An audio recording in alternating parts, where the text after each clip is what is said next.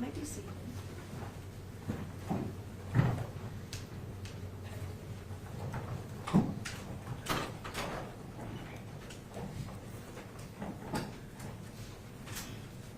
Everyone move seated. Good morning, members of the jury. Good morning.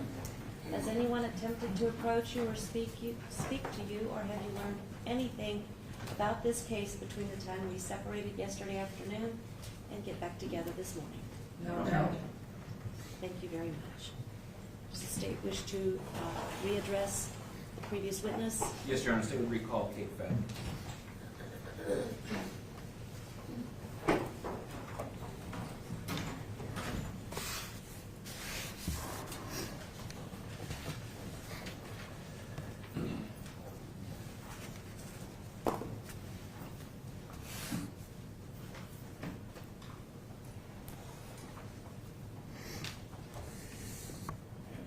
Mr. Wells?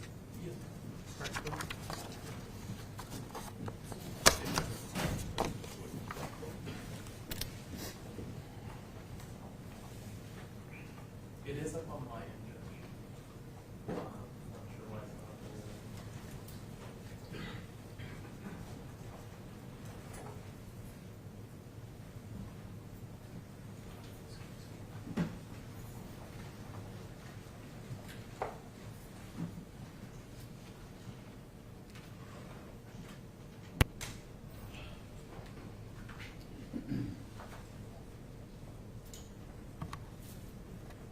Just one moment while we deal with the technical issue.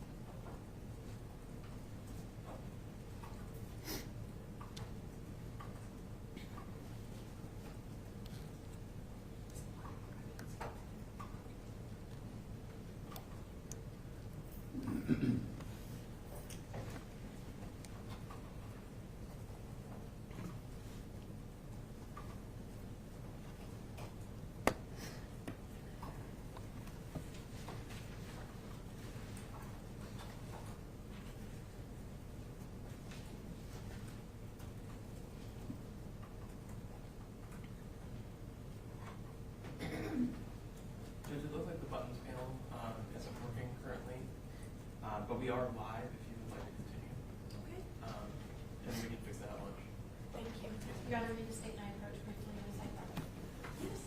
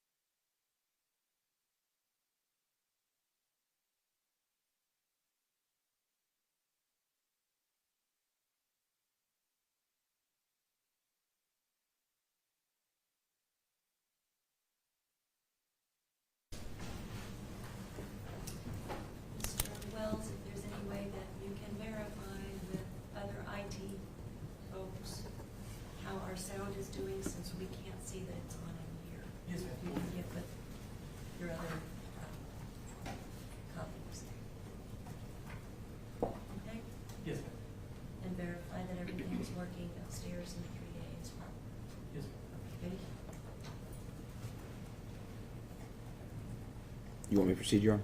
You may proceed, Ms. Fay. You continue to be under oath, and you may proceed. Thank you. I believe we left off in discussing placing of evidence placards. Am I correct? Yes. All right. And evidence placards are basically a yellow plastic object, triangular object that helps locate items of evidence and identify items of evidence at a crime scene. Correct. I identify them in a crime scene and as well as in our crime scene photos so that we can see where the evidence is within that crime scene. Now, as part of your documentation, did you actually take photographs of the scene as it was initially observed once you had placed the evidence placards down? Yes, I did.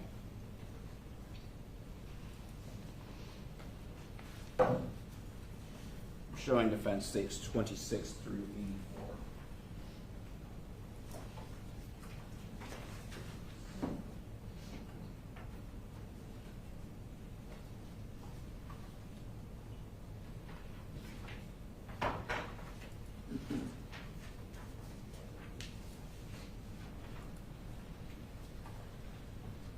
I'm showing you states 26 through 84. Do you recognize those exhibits?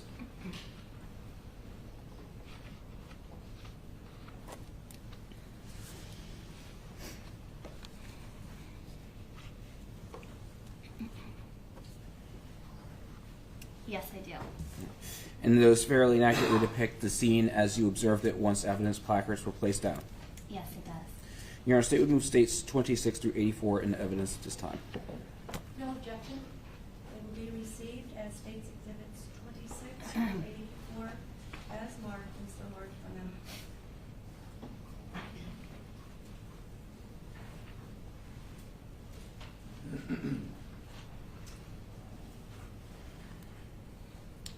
First exhibit is States Exhibit 26. What does this photograph depict? This is what we would call an overall photograph, so it's taken back from a distance a little bit, and we can see what we just explained. Those yellow evidence markers are in place, identifying items of evidence that we've noted. This view is coming in from those the west entry door, along that pathway towards the bank teller station in front of us.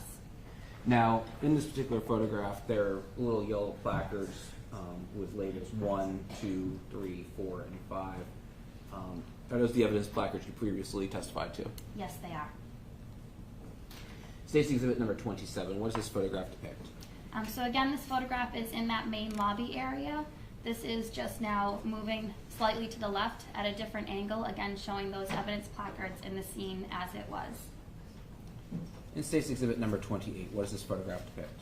This again is the lobby of the SunTrust Bank. With the evidence placards down, moving to the left, we can now see the 5 female decedents. And as initially observed, prior to them being identified, were the 5 victims labeled alphabetically? Yes. States Exhibit number 29, what does this photograph depict? So we're still looking at an overall photograph. Again, moving to the left a bit, we're still in the lobby, showing those evidence markers and the decedents. States Exhibit number 30, what does this photograph depict? Again, an overall photograph showing the evidence markers and the 5 women. We're now facing those west entry doors. States Exhibit number 31, what does this photograph depict? These are the 5 female decedents marked with their alpha markers at the time, since we weren't sure the identities of them. States Exhibit number 32, what does this photograph depict? Another overall photograph depicting our evidence markers and the decedents. States Exhibit number 33. So another overall photograph, a little bit more focusing in on markers 1, 2, 3, and I believe 4 along that tiled pathway. States Exhibit number 34. Another view of an overall photograph of those markers in that lobby. States Exhibit number 35.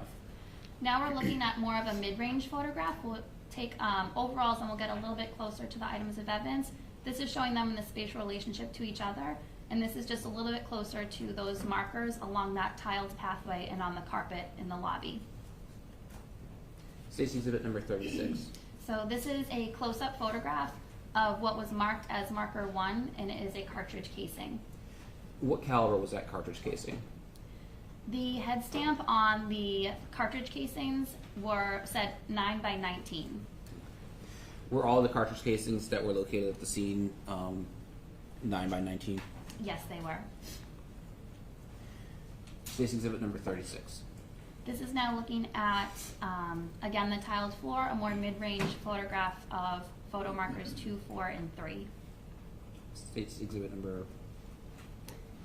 This is 30. another photo marker, marker 2 now, indicating another cartridge casing along that tiled pathway. State's 39. This is a mid-range photo, looking again at markers 2, 4, and 3 on that path. State's 40. Marker 3 is indicating another cartridge casing, and that's on that carpet right along next to that tiled pathway. State's 41. A different view of markers 2, 3, and 4 along that entranceway into the bank. State's 42. Marker 4 identifying another cartridge casing on the floor of that tiled pathway. State's 43. This is a mid-range photograph of the tiled pathway and some of the decedents on the ground. State's 44. A mid-range photograph, we can now see marker 4 and 5 in this photograph. State's 45. This is getting a little bit closer to marker 5. And State's 46. Marker 5 was another cartridge casing that was along that pathway near the decedents. State's 47. 47, we're now looking at markers identifying items of evidence that were close to the victims. State's 48. 6 is a cartridge casing that's along that floor. State's 49. Marker 7 was another cartridge casing that was on the floor. And State's 50. This is a mid-range photograph of additional photo markers with numbers identifying the evidence, as well as the alpha markers identifying the women. State's 51. A closer view of markers 8 and 9. State's 52. This is our close-up photograph of marker 8, which is a cartridge casing. State's 53. A mid-range photograph of markers 8 and 9. State's 54. This is a close-up photograph of marker 9, which was a cartridge casing. State's 55. So this is a mid-range photograph, again showing marker 10, an item of evidence by decedent that we had marked as D at the time. State's 56. This is a close-up of a cartridge casing. And State's 57. This is backing up a little. We can see that tile floor again along that corridor, showing markers 11, and we can see the women in the background of this photograph. State's 58. Marker 11 looked like it was possible bone fragment that had been marked. State's 59. This is another mid-range photograph, again with our decedents on the ground and numeric photo markers identifying evidence near them. State's 60. This is getting a little bit closer to markers 16 and 17 and showing their relationship. State's 61. Marker 16 was marking a possible bone fragment. State's 62. This is a mid-range photograph of decedent A, marked as A, and the evidence marker closer to her arm. And State's 63. This is showing marker 17 and its relationship within the scene. State's 64. Marker 17 looks like possible bone fragment. State's 65. This is now backing up. We're looking along that original corridor that we've seen before. Looking towards, in the background, there's the west hallway that we mentioned yesterday that led to different office areas. State's 66. This is us getting closer to that west hallway, and we can see that a marker was placed down in the doorway of one of those office areas. State's 67. This is a little bit closer photograph showing marker 12 in that doorway. State's 68. Marker 12 was a projectile that was found in the doorway to that office in that west hallway. It states 69. This is a closer view of marker 12, the projectile that was found. State 70. In this one, we're looking further down that west hallway, so we can see marker 12 on the bottom right. The hallway continues, and you can see different doors on either end of the hallway. State 71. Just a little bit of a different view showing that there's an office on either side of that far end of the hallway. State 72. We're now approaching the southeast office of that west hallway. State 73. Again, just showing our path going towards that southeast office. State 74. This is now in that southeast office. We had markers down for evidence that we had found in that southeast office. State 75. So this is showing markers 13 and 14. 13 is indicating items found on a chair. 14 is indicating a magazine that was on the ground. And in the background on the desk, 15 is indicating the telephone with the handset off of the receiver. State 76. This is another view of the chair marked as 13 and the items on it from a different angle. State 77. This is that same chair with marker 13 looking down at the items that were on that chair. Okay. And does that include a firearm, a wallet, a magazine, a cell phone, a ballistic vest? Yes. State 78. This is again another photograph of the contents or the items on that chair, just showing a different view to try and capture everything that was there. State 79. This is now showing markers 13 and 14 in relationship to each other. This is State 80. I apologize. This is a closer view of marker 14, the loaded magazine that was on the floor next to that chair. And that magazine was loaded with multiple cartridges, am I correct? Yes. States 81. A close-up photograph of the magazine, of the loaded magazine on the floor. States 82. This is now looking at the desk where we have marker 15, that phone. States 83. A closer view of marker 15 showing the phone, the state that it was in.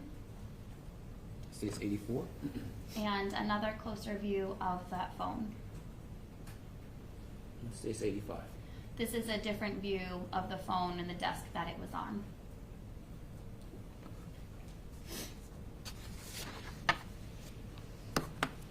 I think that's actually mislabeled. That should be states 84.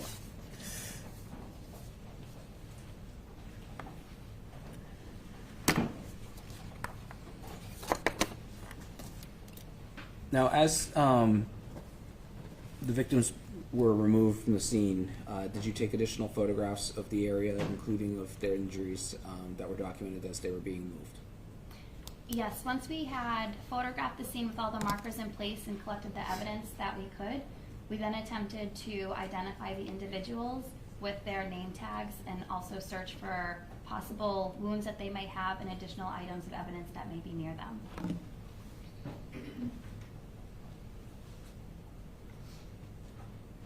I'm showing defense states 85 to 120.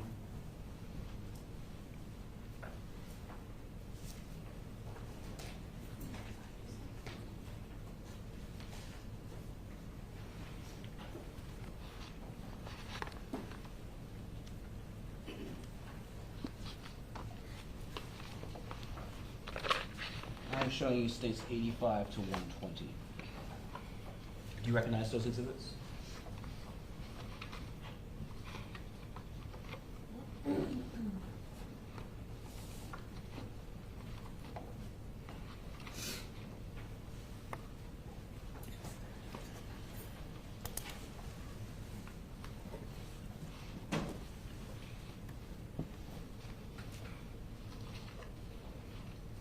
Yes, I do. They fairly and accurately depict the scene as you observed it on that date. Yes, they do. Your statement states 85 to 120 in the evidence at this time. No objection. They will be received as states exhibits 85 through 120 as marked and marked by Madam Clerk. All right, this is actually going to be states 85. What does this photograph depict? This is a photograph of when the women were going to be removed from the scene. We were taking photographs of what possible wounds we could see at the time before they were removed. So this is indicating a possible gunshot wound to the right back shoulder area. And this is states 86. Is this a closer up of that same injury? Yes, it is. And states 87. This is the same area, just with the shirt pulled up to show the possible gunshot wound. States 88. This is the decedent marked as decedent A prior to identification, the front view of her. And states 89. This is again an overall view of the victim marked as decedent A. States 90. This is showing the victim marked as decedent A and her name tag, helping us to identify her. And she was identified as Marisol Lopez. Yes, she was. States 91. This again is documentation of what she appeared like when she was rolled over. States 92. This is just an overall photograph moving down, showing her entire body as it was, States 93. and showing her feet after we had rolled her. States 94. A different view, just trying to show her appearance and possible wounds that we may have noted. States 95. This is now decedent B after we had rolled her over to try to identify her. And was she identified as Deborah Cook? Yes, she was. States 96. This is a photograph, again, of her once she had been rolled over, showing the possible injuries that she sustained. States 97. Again, more of an overall photograph showing how she was once we were able to roll her over, States 98. and showing the lower half of her body once we were able to roll her over. States 99. This is now moving to the victim that we identified as victim number, or letter C, I apologize, showing possible wound on the back of her head. States 100. A closer view of a possible wound on the back of her head. States 101. This is now once we were able to roll her over, showing possible wounds on the top of her head. States 102. Again, more of an overall type of view once we were able to roll her over to assist in identification via her name tag. Who was she identified as? This is Anna Williams. States 103. This is a mid-range photograph, just showing more of her overall body as she appeared when we rolled her over, States 104. and her lower body as it was when we rolled her over. States 105. This is now who we initially identified as victim D, showing the wounds on her back. States 106. This is showing a possible wound on the back of her head. States 107.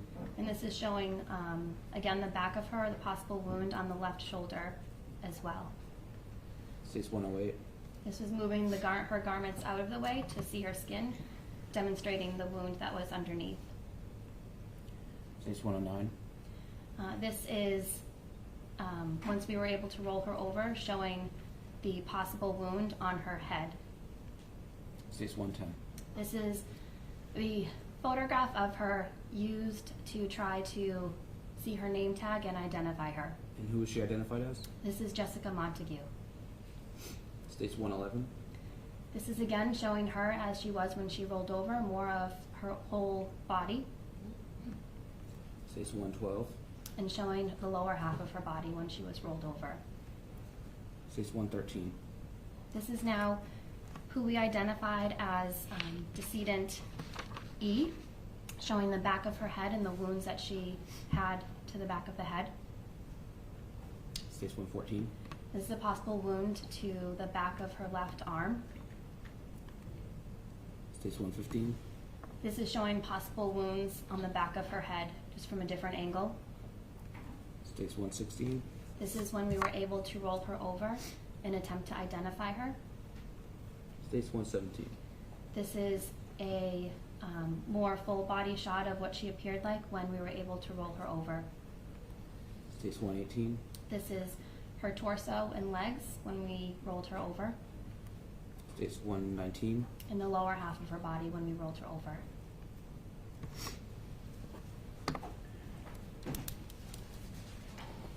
Sure, that was states 120.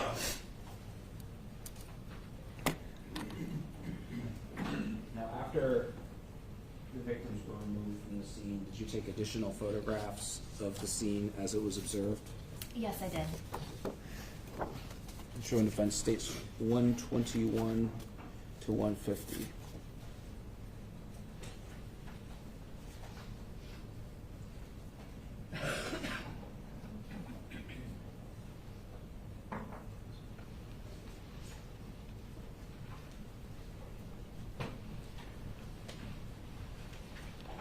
I'm showing you states 121 to 150. Do you recognize those exhibits?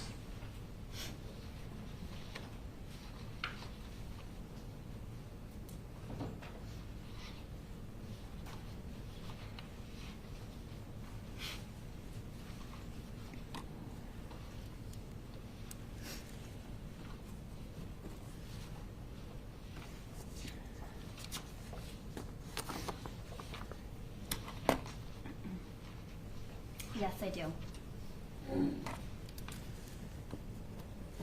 And do those photographs fairly and accurately depict the scene after the victims have been removed? Yes, it does. Your Honor, statement moves states 121 to 150 in the evidence at this time. No objection. Will be received as exhibits 121 through 150 and evidence and so marked by number. I'm showing you states 121. What does this photograph depict? So just like we mentioned, we're going to document the scene once the victims have been removed, so that way we can search for additional evidence. This is a photograph showing the area in that lobby once the women had been removed from the scene. States 122. This is just a different angle, and we added down marker 18 that you can see in the middle of the screen to identify evidence there. States 123. This is now going back to where Marisol was, showing the first location and what it appeared like once she had been removed from the scene. States 124. This is a closer version of the area where she had been removed from the scene. States 125. These are photographs going along that south wall where the victims were, showing what remained once they had been removed from the scene. States 126. Again, an area that was stained after the victims had been removed from the scene. States 127. We're continuing to move left from right, so now we can see marker 18 in that photograph, as well as the areas where the decedents had been laying. States 128. This is another area showing what the ground looked like once the decedents had been removed. States 129. We're now taking a step back, again looking at marker 18 in relationship to the areas that were stained on the floor. States 130. This is a mid-range photograph showing marker 18 in its relationship to the areas on the floor. States 131. This is a close-up of marker 18, which was a cartridge casing that was found once the women were removed from the scene. States 132. This is another photograph showing the area once the women had been removed from the scene, States 133. in a closer view of the area of the ground when the women had been removed. States 134. Again, another view. This is getting closer to the desk in that lobby area, showing the ground in relationship to the desk once the women were removed. States 135. Now we're just looking up a little bit at that desk, and we can see a couple markers. I believe marker 20 is by the chair in the back, as well as the items that were on the desk. Looking out in the back right corner, those are the west entry doors into the bank. States 136. This is now looking at that desk. We can see another photo marker, 19, on the ground to the right of that desk. States 137. Another view of the desk and markers 19, and then on top of the desk you can see marker 20. States 138. This is a close-up of marker 19. That was a projectile fragment that was located on the carpet. States 139. This is showing marker 20 that was on the desk and the contents that were around the marker. States 140. And this is marker 20, identifying a projectile fragment located on the desk. States 141. This is now a photograph of the north entry doors. So what's behind us in the photograph is the lobby where the women were. This is facing towards the north doors to leave to go to that north parking lot. States 142. The north doors from an interior view again. States 143. Again, the north doors just from an interior view. States 144. This is now the north doors looking into the bank, and we can see the ATM there. And this would be showing from the north parking lot here going into those doors. States 145. A closer view of the exterior view of those north doors. States 146. This is a close-up view. This was a live round that was ejected from the handgun that was on that chair with marker 13. When it was rendered safe on scene, this was ejected from the chamber. 147. This is showing the contents again of that chair. We can see that the gun is no longer there, so this was after we had cleared the weapon for safety, taking another photograph of the items that were on the chair. 148. A closer view of the items on the chair, again with that gun removed. And in addition to the cell phone and 2 firearms magazines, was there a pocket knife? Yes, underneath the cell phone you can see a little bit, I believe, of the handle of a pocket knife. Now, those firearms magazines, were those loaded with cartridges? Yes, they were. 149. This is another view of the items that were on that chair and showing the vest and sweatshirt in addition to the wallet that's resting on the desk. And 150. This is now showing the wallet opened up with a driver's license in there. And who did the driver's license belong to? The driver's license belonged to Zephin Zaber.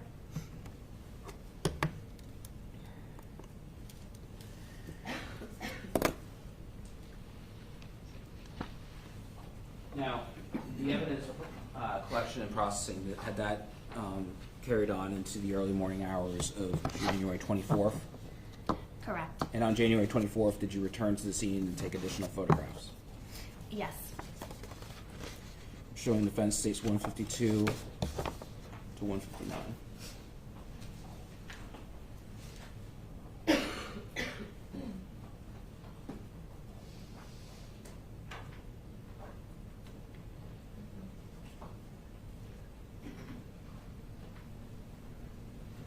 I'm showing you states 152 to 159. Do you recognize those photographs?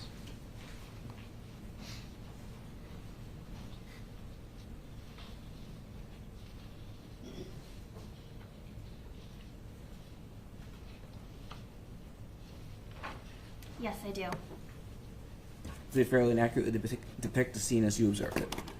Yes, they do. Your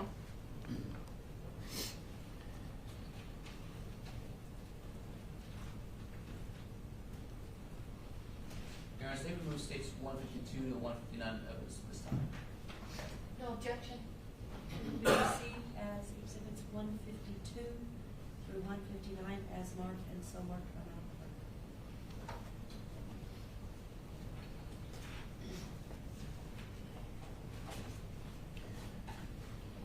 I'm showing you states 152. What room is this?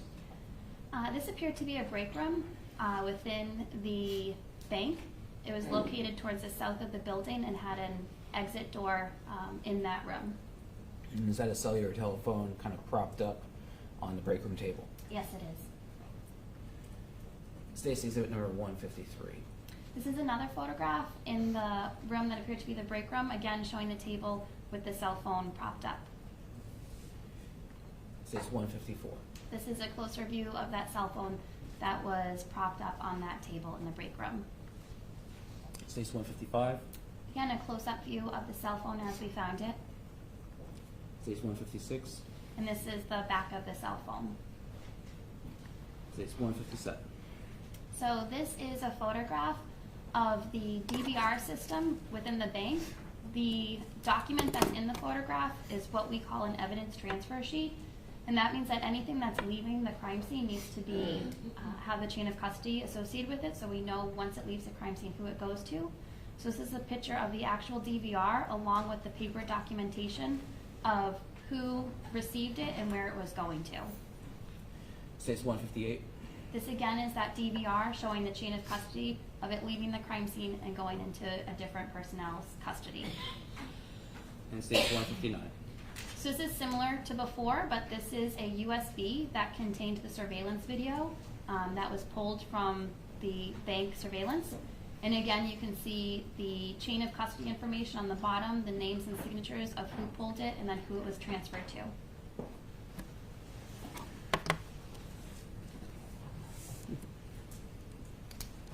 Now, in addition to taking photographs of the scene, did you collect a number of items of physical evidence? Yes, I did.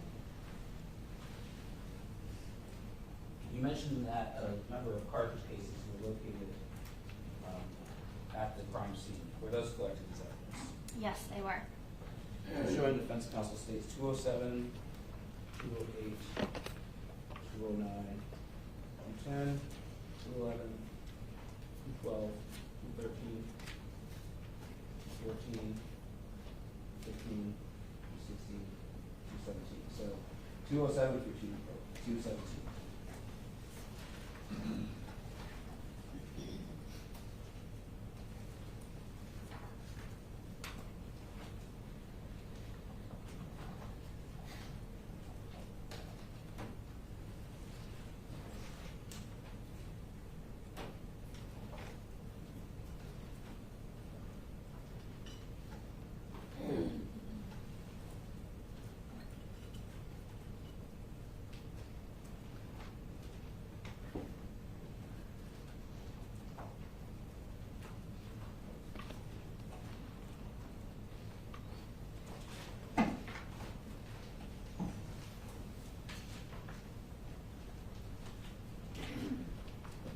I'm now handing you states 207 to 217. Can you take a look at those exhibits?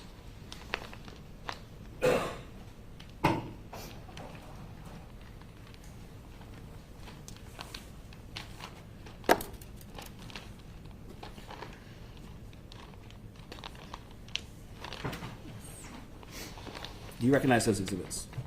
I do, yes. How do you recognize them? These are the cartridge casings that I collected from those markers we saw in the photographs from the scene of the crime.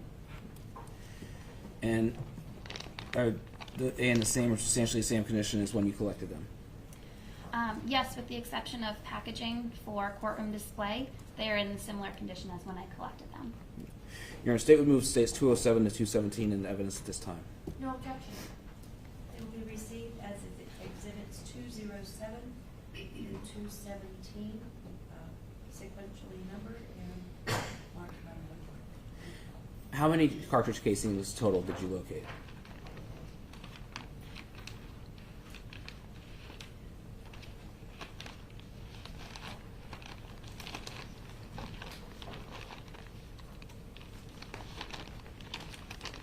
And there was 11 cartridge casings collected from that scene. And are they all 9x19 caliber? Yes, they are. And did they all bear the same head stamp? Yes, they did. And what head stamp did they all bear? They all had a head stamp consisting of the number 18, the letters S and B, and then 9x19.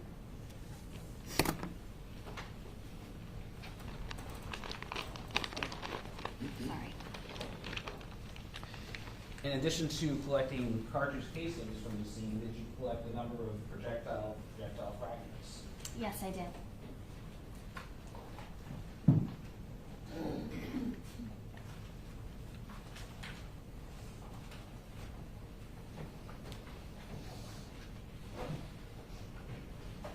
Showing defense states 298 to 304.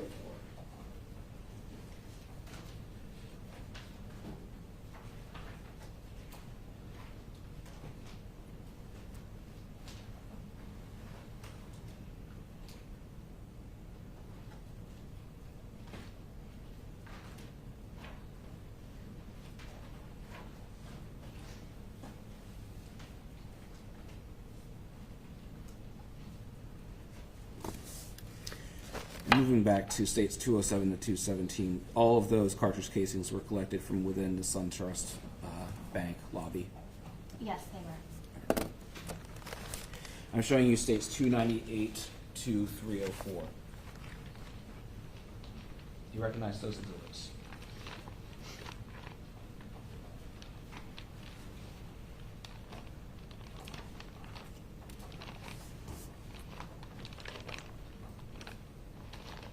Yes, I do. How do you recognize them? I recognize them by their unique FTLE case number as well as the description label I placed on them with my initials and case number. And in those projectile fragments in the same or substantially the same condition as when they were collected? Yes, they are. Your Honor, statement move states 298 to 304 in the evidence at this time. No objection. They will be received as exhibits 298 through 304 as marked and so on. Can you describe the item entered in the evidence that states 298? What is it? 298 is a projectile we recovered from marker D15. Okay. And states 299. Can you describe that exhibit? 299 is a projectile fragment that we recovered from markers D1B. States 300. Can you describe that exhibit? States 300 is projectile fragments recovered from marker D8. States 301. Can you describe that exhibit? 301 is projectile fragments recovered from markers D3. States 302. Can you describe that exhibit? This is a projectile recovered from marker D9B. States 303. Can you describe that exhibit? This is a projectile from the floor in the doorway of the middle office in the west corridor. And states 304. Can you describe that exhibit? This is a projectile fragment from the carpet alongside the floor of the desk in that lobby area.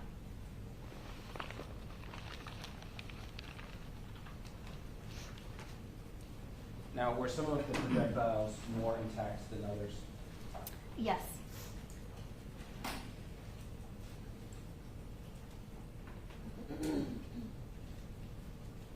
So, for example, the projectile entered in the evidence 303 was an example of one that was more intact. Correct.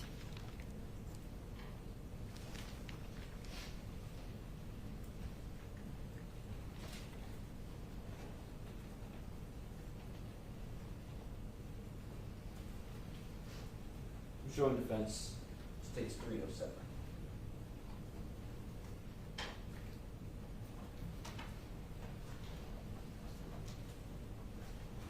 Showing you states 307. Do you recognize this exhibit? Yes, I do. What is it? This is a projectile recovered from marker D7. Is it in the same or substantially the same condition as when you collected it? Yes, it is. State would move states 307 in the evidence at this time. Objection. Received as exhibit 307 and so on. And again, is this an example of a projectile that was in more intact condition? Yes, it is.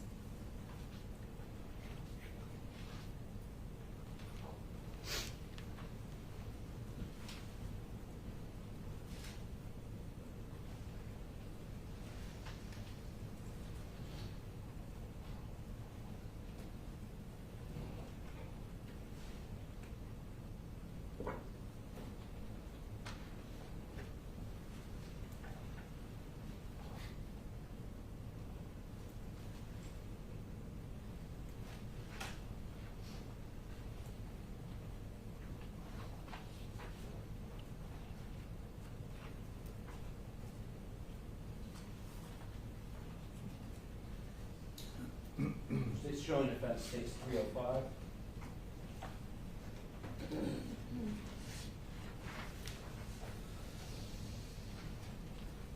I'm showing you states 305. Do you recognize that exhibit? Yes, I do. How do you recognize it? This is a projectile that was collected from the top of the desk in the lobby. And is that in the same or substantially the same condition as when it's collected? Yes, it is. And our statement states 305 in the evidence at this time. Objection. He received as exhibit 305 and so marked on the third.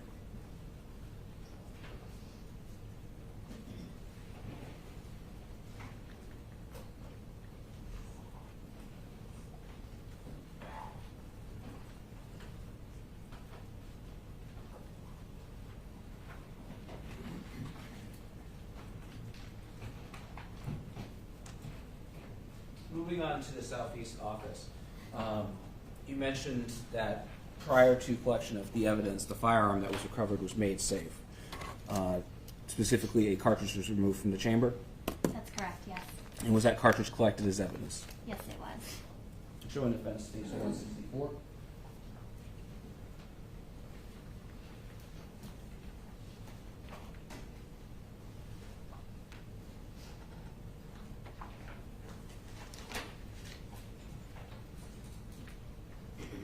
I'm showing you states 164. Do you recognize that item? Yes, I do. How do you recognize it? I recognize it by its unique FDLE case number as well as the description that I placed on there and my initials. And is it in the same or substantially the same condition as when you collected it? Yes, it is. Statement moves states 164 in the evidence at this time. No objection. He received as exhibit 164 in evidence and so marked on the third. Did you also collect the firearm? Yes, I did. I'm showing defense states exhibit 1000.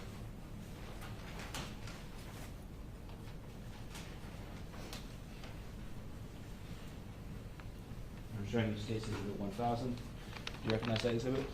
Yes, I do. What is it?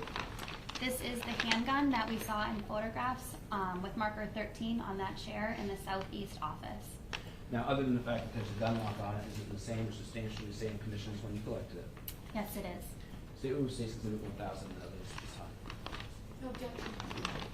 He received as exhibit 1000 in evidence and so marked on the third.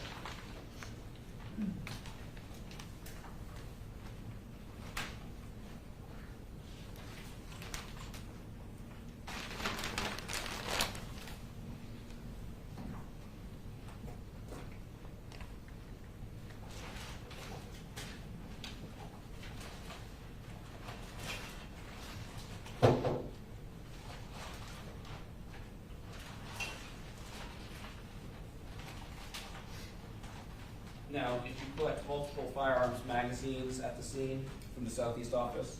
Yes, I did. Showing defense states exhibit 163.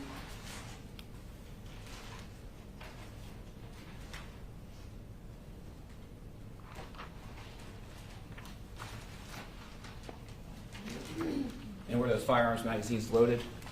Yes, they were. Did you also collect the cartridges from those magazines? Yes, I did. I'm showing you state's exhibit number 163. Do you recognize that exhibit? Yes, I do. How do you recognize it? Again, by its unique FDLE case number, as well as the description that I placed on there and my initials. And where was that item collected from? This is the magazine that we saw by marker 4 in that Southeast office that was on the floor next to the chair. How many cartridges were loaded into that magazine? There was 19 cartridges in the magazine. And is it in the same or substantially the same condition as when you collected it? Yes, it is. Statement moves states 163 in the evidence at this time. No objection. He received as exhibit 163 in evidence and so marked on the third.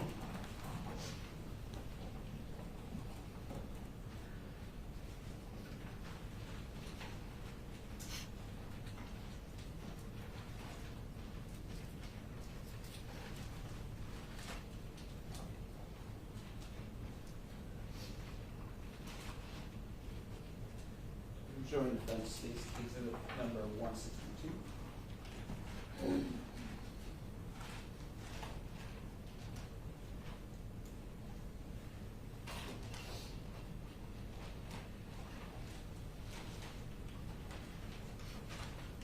I'm showing you State's Exhibit 162. Do you recognize that exhibit?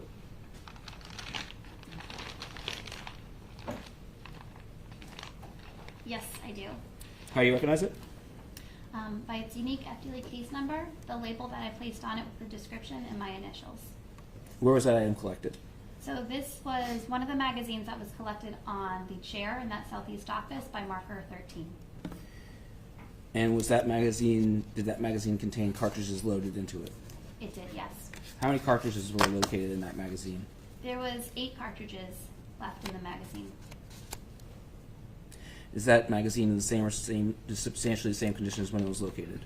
Yes, it is. Statement of States 162 in the evidence at this time. No objection. Be received as Exhibit 162 and so marked by Madam Clerk.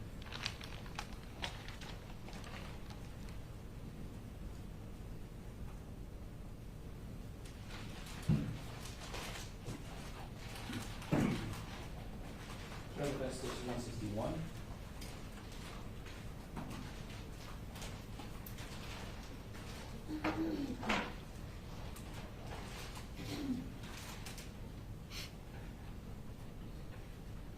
I'm showing you States 161. Do you recognize that exhibit? Yes, I do. How do you recognize it? By the unique FDA case number, the description that I placed on there, as well as my initials. Where was that item collected from? This was another magazine that was on the chair in that southeast office with marker 15. I apologize, marker 13. And is it in the same or substantially the same condition as when it was located? Yes, it is. And how many cartridges were located in that magazine? There were 11 cartridges remaining in this magazine.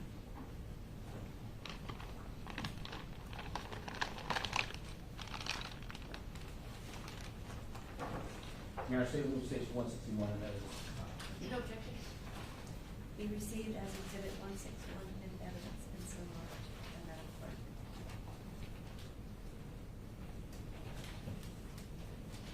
Showing defense Station 202.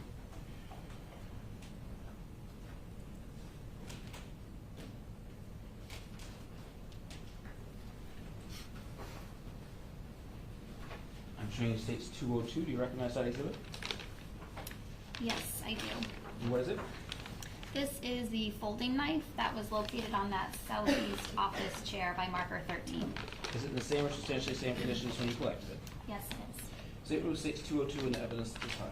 No objection. Be received as Exhibit 202 and so marked by Madam Clerk.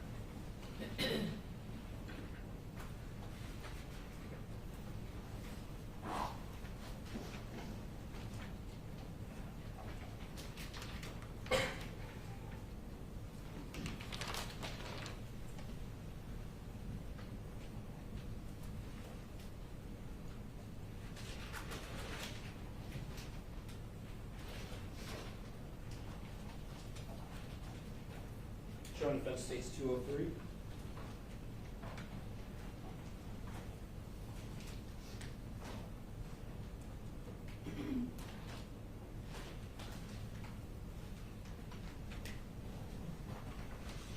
Showing you States 203. Do you recognize that exhibit?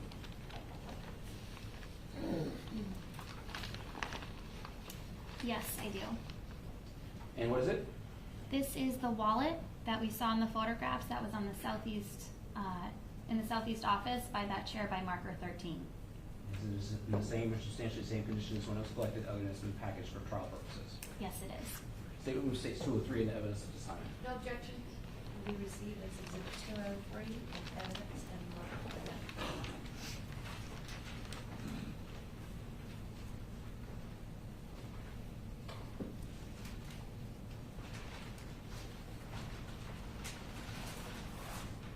Showing defense States 204.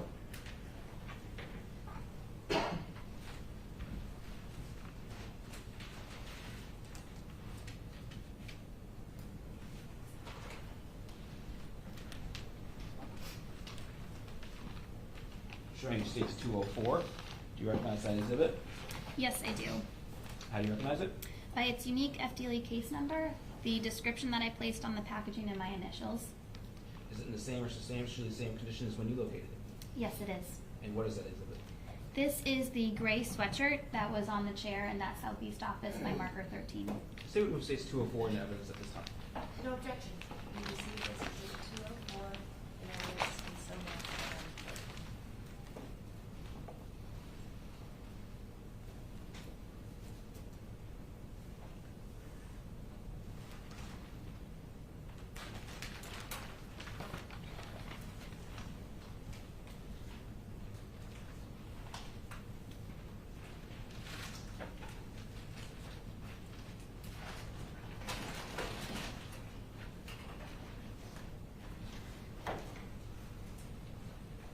The record showing the defense states 201.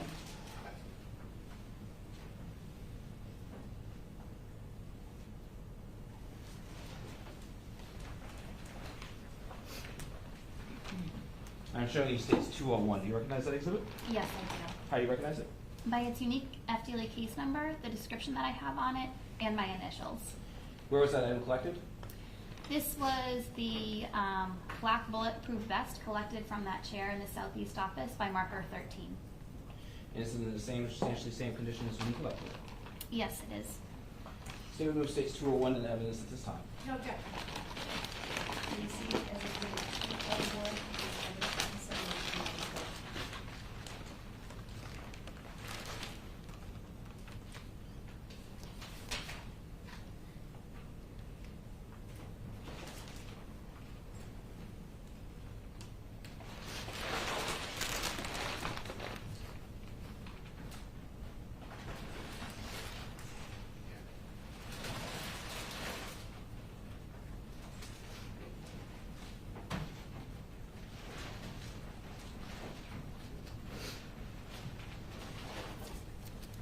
Moving on to the next day, January 24th of 2019. Did you respond to the Office of the District 10 Medical Examiner? Yes, I did. For what purpose? To document the autopsies of the 5 women. And did you observe the autopsy procedure? Yes, I did. As a member of law enforcement, do you assist in the evidence collection at the autopsy procedure? Yes, we're there to help document by photographs, and then also whatever the medical examiner collects from the victims, they'll transfer over to us to create it as an item of evidence. So, for example, any projectiles that were recovered from the bodies of the deceased, that would have been collected by you? Yes, it had been collected by the medical examiner during her examination, and then she would transfer it into my custody, so I could create it as an item of evidence.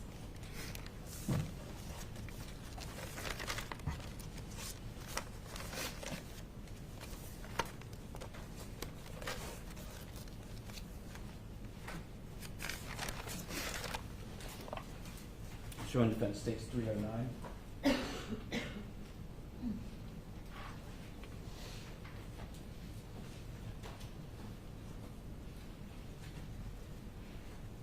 I'm showing you states 309. Do you recognize that exhibit?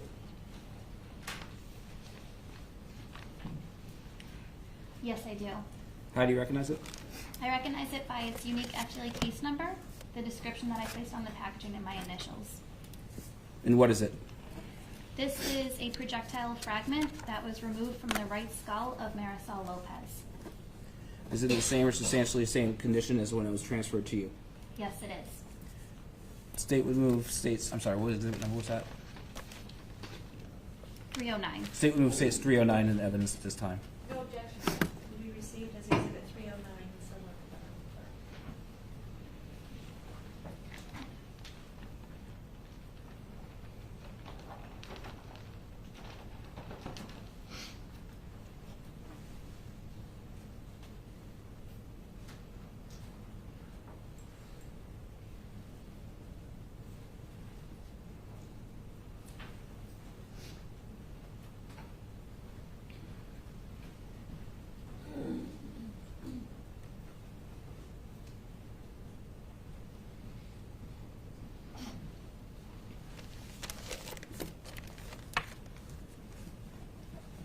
I'm showing the defense states 308.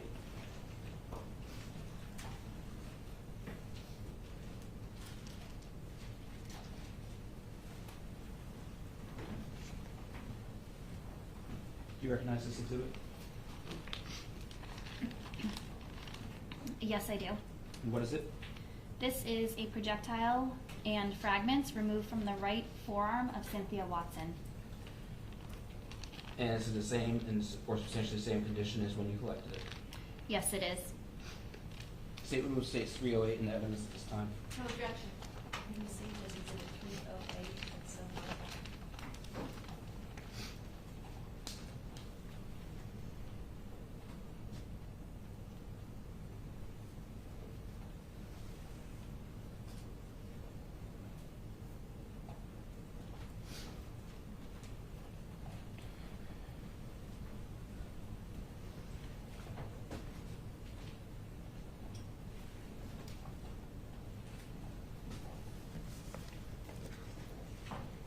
Showing effect states 315.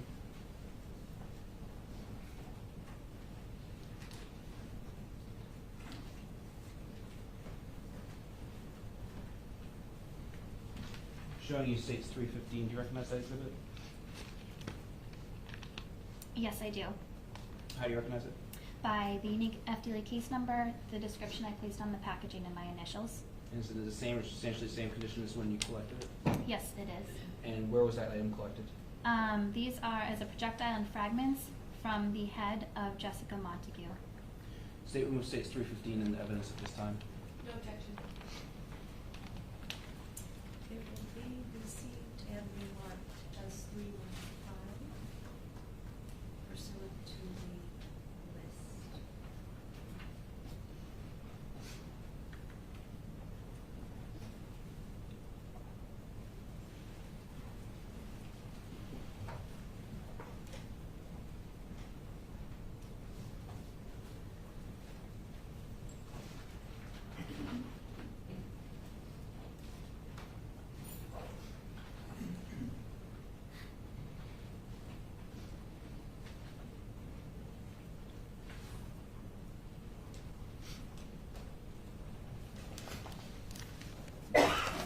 Directing your attention to April of 2019.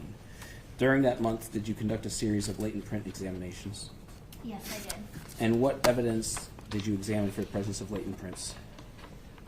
May I refer to my notes? If you will refresh your recollection. I received the magazines from the chair in that southeast office, the two magazines that we collected from marker 13, as well as the magazine on the floor of that southeast office by marker 14. And did you conduct a latent print examination of the 3 magazines? Yes, I did. And what was the results of your analysis? I was able to develop a print on one of the magazines, perform a comparison, and identify it to the fingerprint standards bearing the name Zephyr Zaver. And what was the result of your comparison? The result was the identification of the latent print to the fingerprint standards bearing the name Zephyr Zaver. I'm going to show you states exhibits 205 and 206. First, I'm showing that to the defense.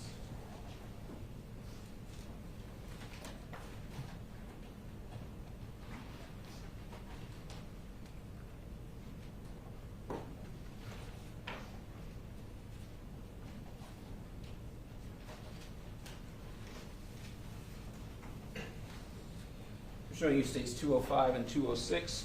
Do you recognize those items?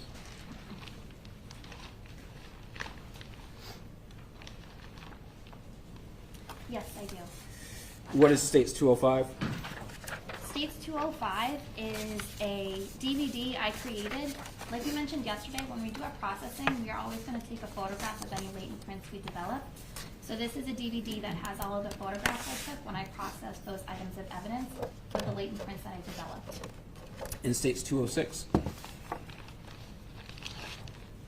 States 206 is a set of fingerprint standards bearing the name Zephyr Allen Zaver. And are those items in the same, substantially the same condition as when you used them in conducting your fingerprint examinations? Yes, they are. Statement of states 205 and 206 in the evidence at this time. No objection. We received exhibits 205 and 206, and some are under the clerk.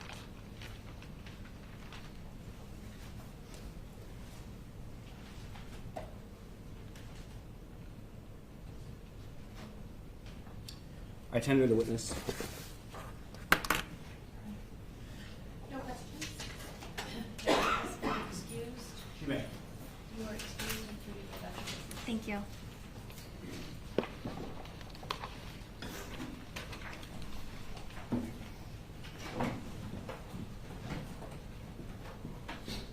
Does anyone need a comfort break? Sure. Jurors are requesting a comfort break, and so it is. We will excuse ourselves for a few moments. Your notepads in your chairs. All rise for the next one, jurors.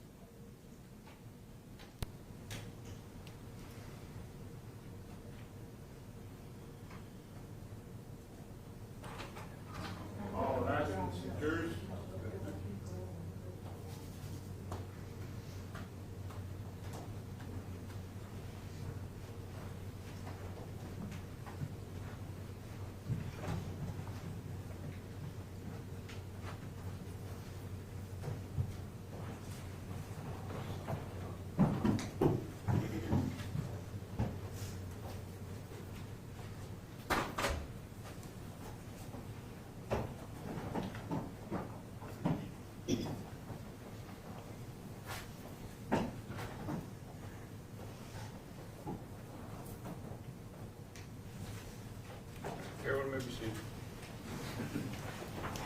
State will call their next witness. State calls Lindsay Thompson.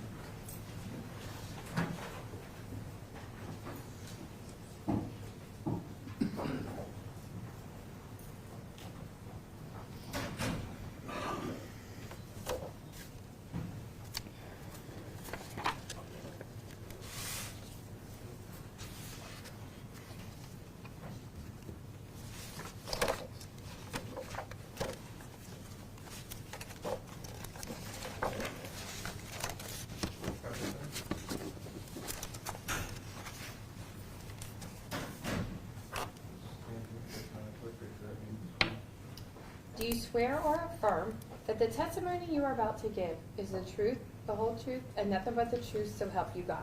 Yes, sir. That's right, this one. That's true.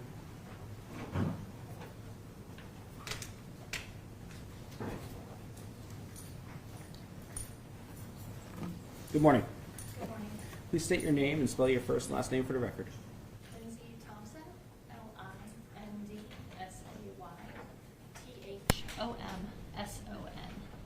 How are you employed? I'm employed by the Florida Department of Law Enforcement. How long have you been employed by the Florida Department of Law Enforcement? Approximately 7 years. And what is your position at the Florida Department of Law Enforcement? I am a senior crime laboratory analyst assigned to the crime scene investigation section at the Fort Myers Regional Crime Laboratory. Can you describe your educational background?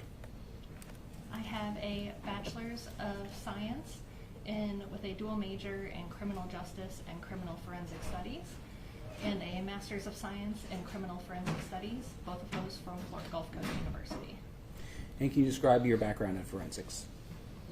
I was previously employed by the Lee County Sheriff's Office for approximately 9 years, with 6 of those years being in the crime scene section.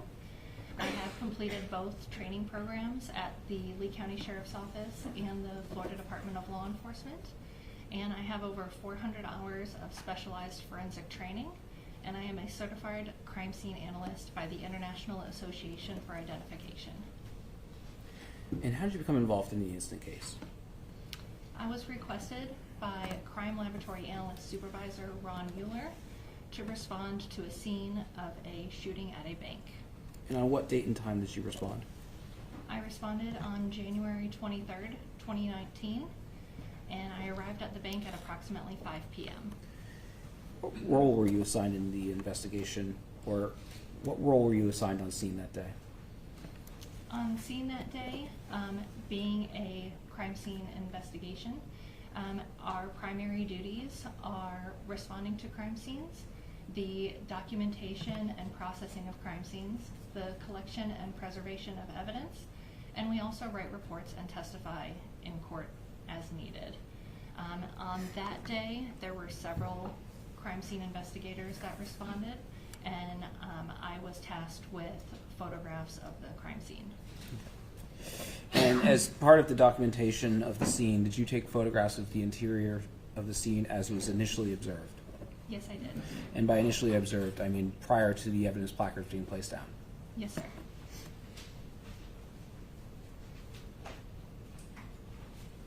Showing defense states 229 to 240.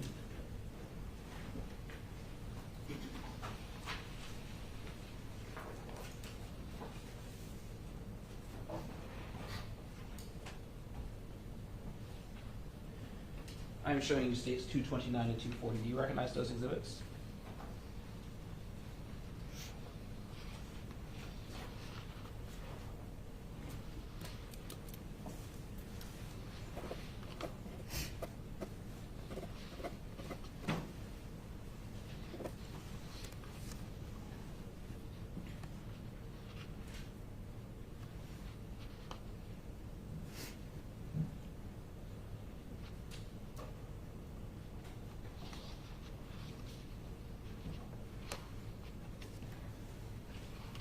Yes, I did. All right. And do they, how do you recognize them? These are interior photographs of the SunTrust Bank. Do they fairly and accurately depict the scene as you initially observed it that day? Yes, sir. State remove states 229 to 240 in the evidence at this time. No objection. They'll be received as exhibits 2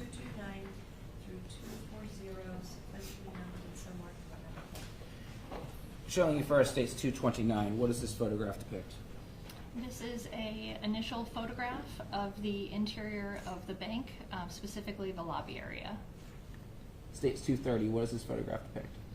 This is a photograph of the west doors, also taken from the lobby. States 231.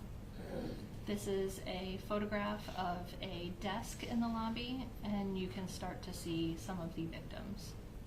States 232. This is the lobby with all 5 victims. States 233. This is another view of the lobby with the victims. States 234. This is a closer view of the lobby floor with the victims. States 235.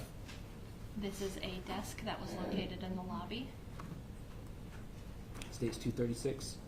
This is a purse that was located on a chair in the lobby. States 237. This is paperwork that was located on the desk in the lobby. States 238. This is a doorway leading to the restrooms from the lobby area.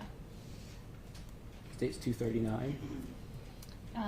This is a overall photograph of a potential bullet defect located in the door. And states 240. This is a mid-range photograph of that defect in the bathroom door. Now, did your investigation continue on the following day, January 24th? Yes, it did. And did you take additional photographs on that date? Yes, I did. Specifically, did you take photographs of projectile defects and projectiles that were located at the scene? Yes, sir.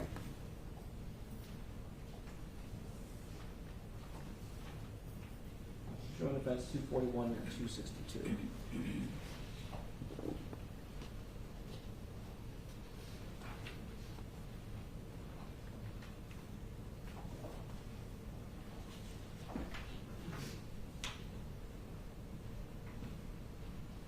I'm showing you states 241 to 262. Do you recognize those exhibits?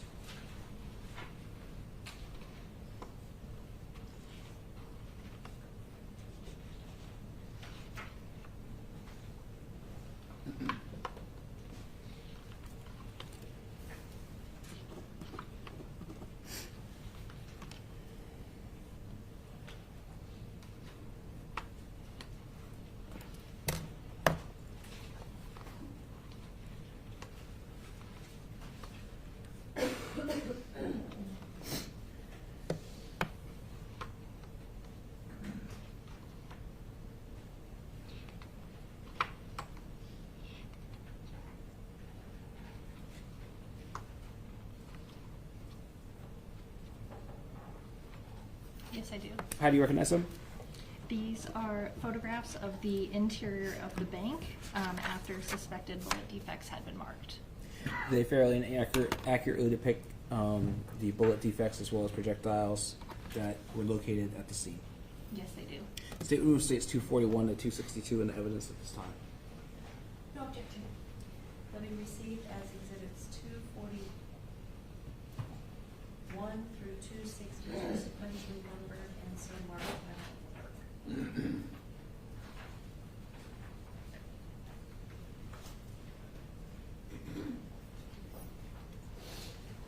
The first exhibit I'm showing you states 241. What does this photograph depict? This is a photograph taken on day 2 after the victims had been removed, and we started marking suspected bullet defects that were located at the scene. And how did you mark the suspected bullet defects? They are marked with a yellow scale label as well as a unique identifier. So, for example, in this particular photograph, you can see the yellow scale label along the baseboard of the wall, as well as some on the floor, some on the cabinetry, Yes, sir. some on the doors. It states 242. This is a photograph of the lobby floor. This is what we would consider a mid-range photograph showing the location of the suspected bullet defects. States 243. This would be a closer up photographs of the suspected bullet defects located on the lobby floor and lobby wall and baseboard. And is that hair in the area of those bullet defects as well? It would appear to be so. And the bullet defects, were they labeled sequentially, for example, D1, D2, D3? Yes, sir. States 244. This is the lobby floor as it goes into where the bathroom area was located. States 245. This is the exterior of the bathroom door. States 246. This is an up-close photograph of what we labeled as D7 in the exterior of the bathroom door. And is that a projectile that was recovered? Yes, sir. 247. This is an up-close photograph of what was labeled as defect D3. This was in the lobby hall wall, and this is a projectile that was removed from D3. 248. This is the lobby floor near the entrance to the bathroom area. 249. This is a defect that was labeled as D9 in the baseboard of the lobby area. 250. This is the floor of the lobby area as we get closer to the desk in the lobby. 251. This is close to the desk and the floor in the lobby. 252. This is the floor near the desk in the lobby as well. 253. This is the desk that was in the lobby area. 254. This is a close-up photograph of a suspected bullet defect labeled as D13 on the desk in the lobby area. 255. This is a overall photograph of a suspected bullet defect that was located in the ceiling in the lobby. States 256. This is defect D14 that was located in the ceiling of the lobby. States 257. This is an up-close photograph showing the projectile that was removed from the bathroom door at defect D7. 258. This is a close-up photograph showing what was marked as D1B. It was a projectile that was removed from the wall. 256. This- 259, I think. This is a defect that was located in the chair that was at the desk in the lobby. 260. This is a close-up photograph, what was marked as D15, which was located in the chair in the lobby. 261. And this is a close-up photograph showing the projectile that was removed from the chair at defect D15 from the lobby. And 262. This is depicting a projectile that was removed from the wall at defect D9B. I want to go back.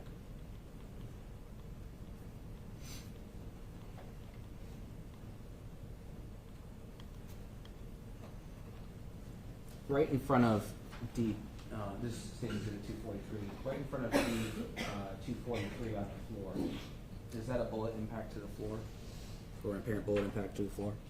We did label it as a suspected bullet defect in the floor. And going back to states 242, were there multiple suspected bullet impacts on the floor? Yes, there were. And is that consistent with people being shot while lying on the floor? I am not a shooting reconstruction expert. All I can say is that I labeled and marked suspected bullet defects that were located on the floor. Okay.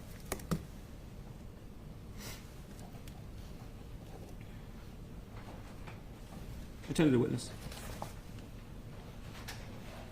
No questions? Will this witness be excused? Sure. You are excused, ma'am, before you go back to your seats. Thank you.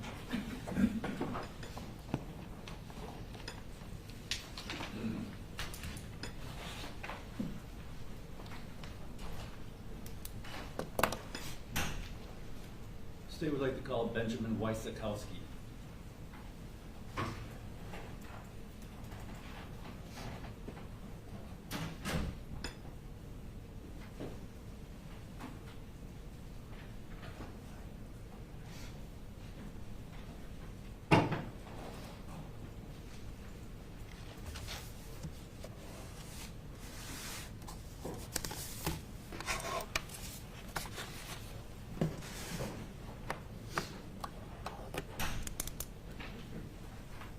Do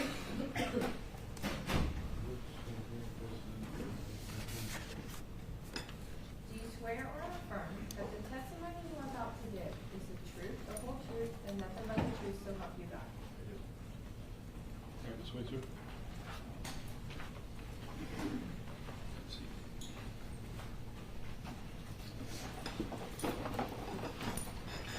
Your Honor, may I inquire? Hello, sir. How are you doing today? Doing all right. How are you? Very good, thank you. Would you please introduce yourself to our jury? My name is Ben Wysakowski. And how do you spell Wysakowski, please? Wysokowski. Okay. Have you ever testified before in a courtroom? No. Okay, a little unusual setting for you, huh? Okay. What were you doing as employment back in January of 2019? I was a teller for SunTrust Bank. And for how long had you been working there as a teller? Around 3 years. Do you still work as a teller? No. Do you work in banking at all? No. Did you work as any part of banking at all, even after January 23rd, 2019? No. That was your last day? Yes. Okay. On that day, was there anything unusual when you first started work?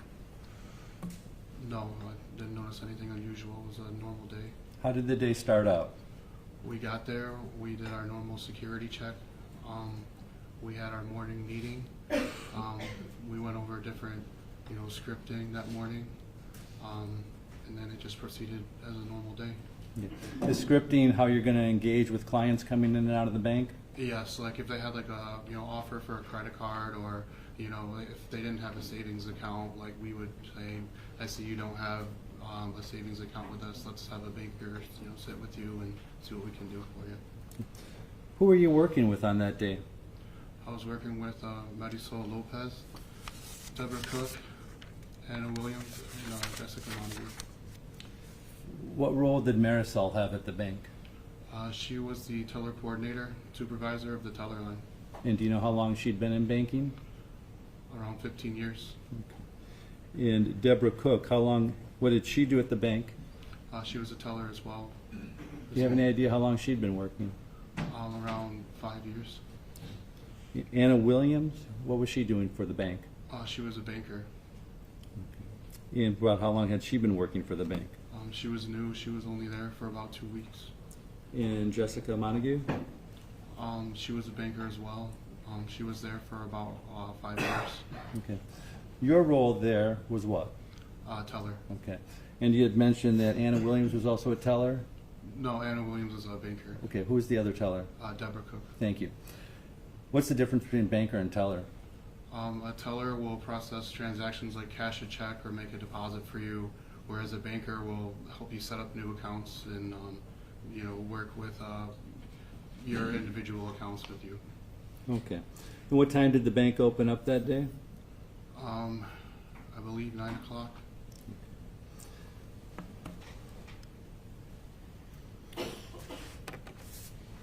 Well, we all know what happened on that date of January 23rd. So that it happened around the lunch hour. So could you explain to the jury where you were at during the lunch hour? I was in the break room. Okay. Now, how did it happen that at 12:30 that it ended up being your lunch hour? I'm sure people share things, but how did it happen that day?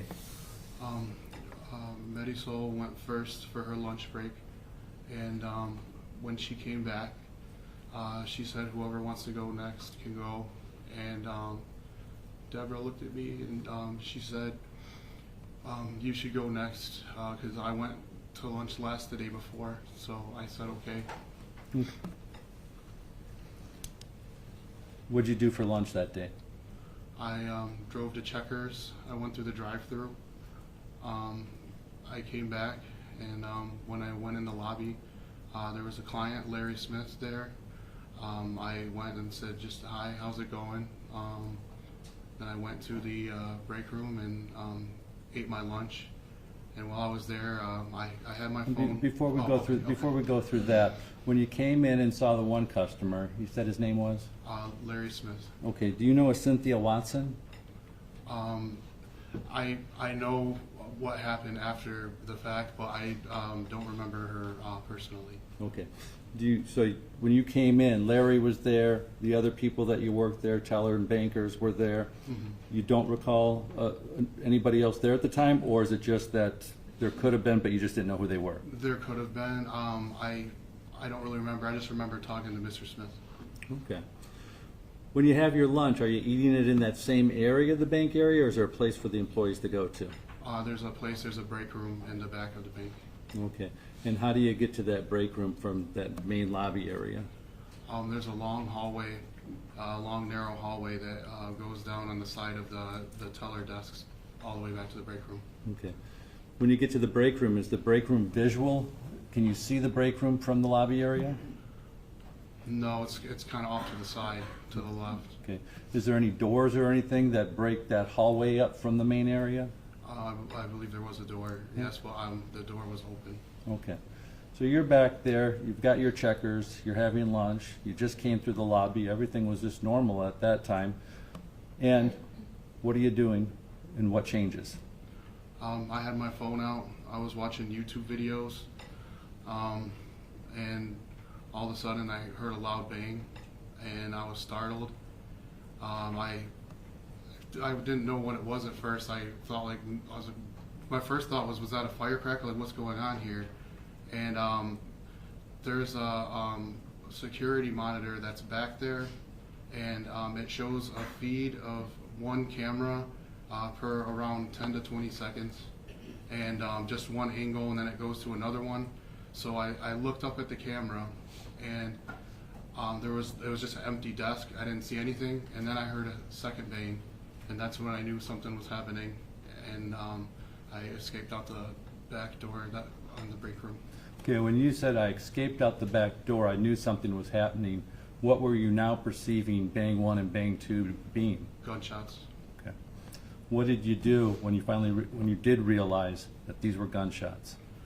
I ran to the back door. It had a lock on it. I unlocked the door. I pushed through. I ran out the back. There's a wooded area. I ran through the wooded area. There was a ditch kind of in the middle, and I fell. And I got back up, and I kept running. I ran past. There was a structure when I got out of the left. I don't know if it was a house or a shed, but I ran past that to a house. And I don't know if I rang the doorbell or knocked on the door, but luckily someone was home, and I just kept saying, there's been a shooting at the bank, call the cops. There's been a shooting at the bank, call the cops. And Linda was there, and she was a former nurse, and she really helped to calm me down, because I was definitely in a state of panic, and she helped calm me down, brought me some water, and called the police, and was very helpful. Okay, when you say I was definitely in a state of panic, had you ever been in such a state of panic before? Not to that degree, but I have experienced panic attacks in the past. Okay, prior to that day, you'd had some panic attacks? Yes. Okay, and that one was, on the scale of 1 to 10, was the most intense one you'd experienced? By far. Did you call for help when you were running, or when you got to this house? Immediately when they opened the door, I said, call the cops, there's been a shooting at the bank, call the cops, there's been a shooting at the bank. Okay, now you'd just been watching the YouTube videos on your phone, correct? Yes. What happened with the phone? I left the phone in the state of running out. After the second bang, I didn't think about anything except for getting out. Okay. Do you, by any chance, when you watch these videos, are you able to prop that phone up on the table? Yes. Okay. Do you remember the brand of the phone?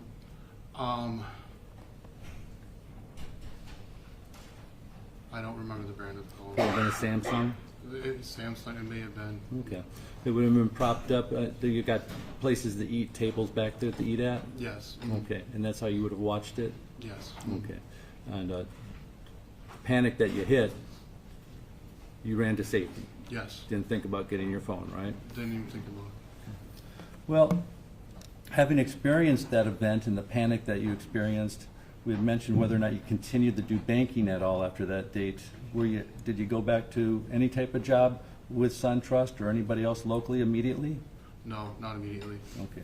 Or did you have to take off work for any time period? I was off of work for about 1.5 years, maybe more, before I was able to go back and start working again. Okay. Did you have to take some form of disability, or did you just take time off? Yeah. Okay. Did you have to take some time off for that? Yes, yes. Okay. Are you back to working now? Yes, I am. What do you do now? I'm a quality, I work in quality assurance for a factory. Okay. Thank you very much. I have no further questions. I tender the witness. No questions. For the witness, be excused. He's excused and released. You're excused. You're free to go about your business.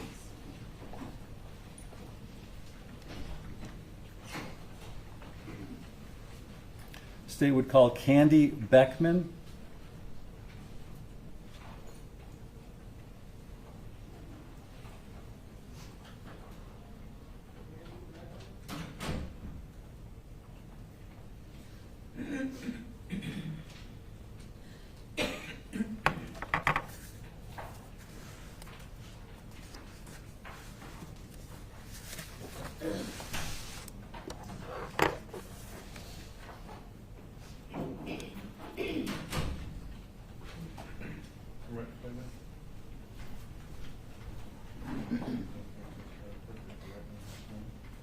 Do you swear or affirm that the testimony you are about to give is the truth, the whole truth, and nothing but the truth, so help you God? Right this way, man.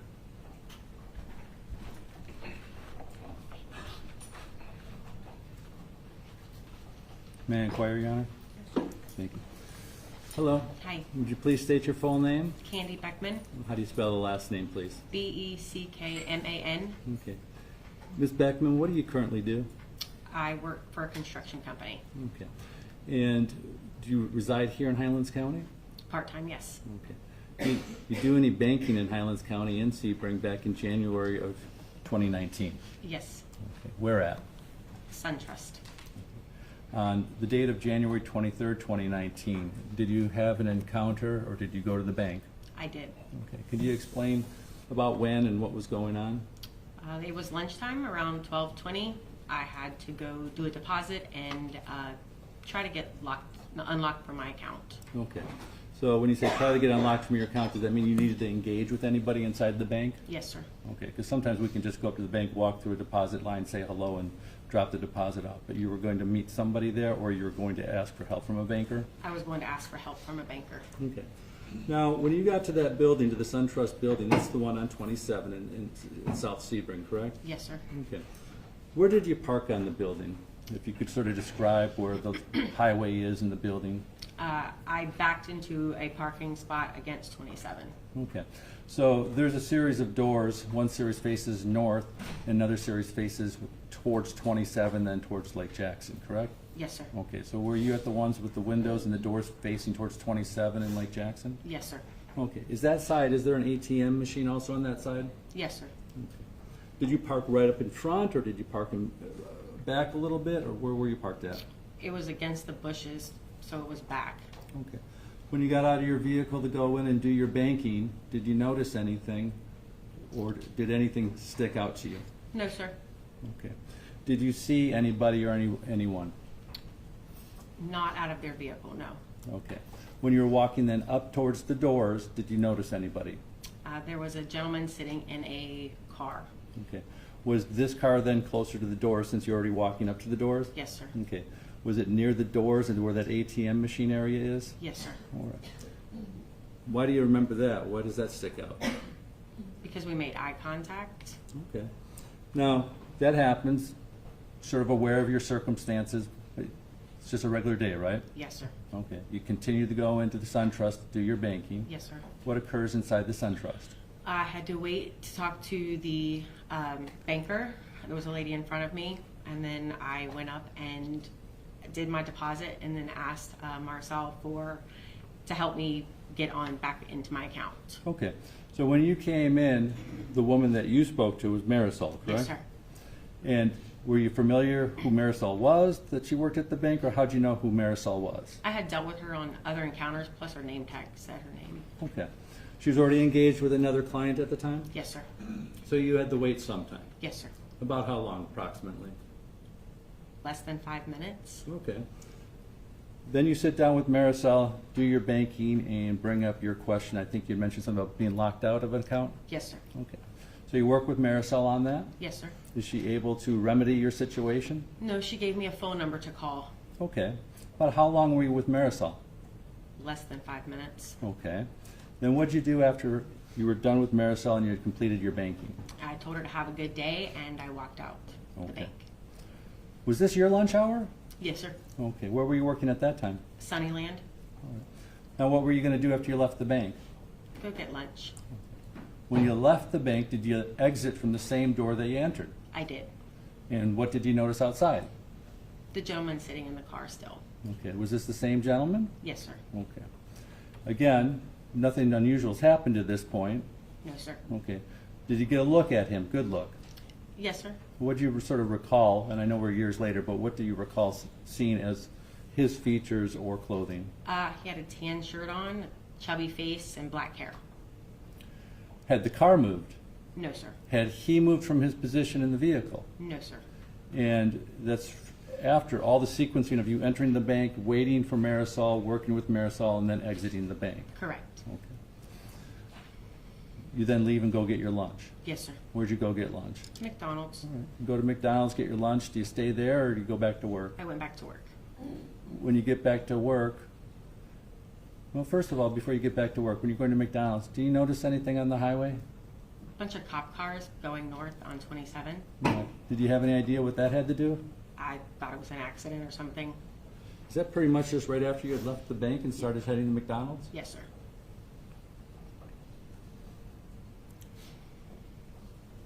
But you're thinking they're responding to some sort of car accident, maybe? Yes, sir. Okay. What else do you do when you get with your McDonald's back to work? I get on Facebook. Okay. And when you're looking at Facebook, what comes up? News feeds of the incident going on at the bank. All right. Do you put one-to-one together and stuff like that? Emergency vehicles, police responding one direction, and you're seeing that about a Sebring incident? Yes, sir. Okay. What came to your mind at that point? There was nobody else in the parking lot, and I didn't see anybody enter the bank. So I just kind of assumed that it possibly was the gentleman sitting in the car. Okay.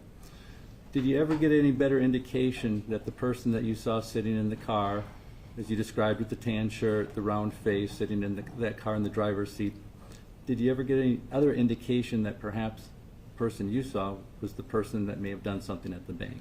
Not until I seen the news later that showed his face. Okay, so television or Facebook? Yes, sir. Okay. And that face came up the same day? Yes, sir. All right. Did you recognize it immediately? Yes, sir. And it was the same person sitting in that vehicle? It was. Thank you.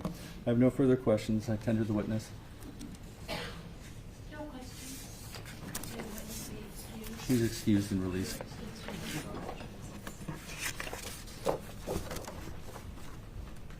Your Honor, state would call Raul Magana.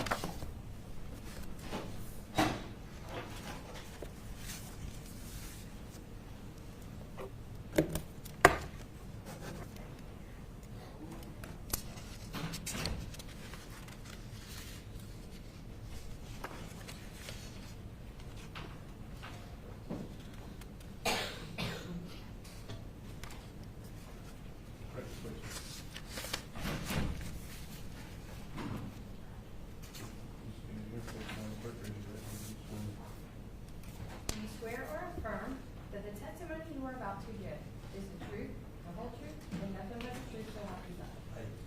Right this way, sir. This way.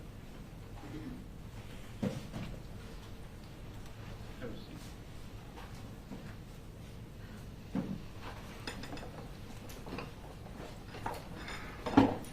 May I inquire?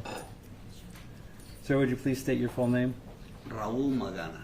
Could you spell your last name for me, please? Magana. Mr. Magana, I believe back in 2019, you were a resident of Sebring, Florida, correct? That's correct. You still reside here? Yes, that's correct. You ever do any banking at SunTrust? No. Did you ever have any friends that did banking at SunTrust? Yes, I did. That's the question then. Back in January 2019, did you go to the SunTrust Bank with a friend? Yes, I did.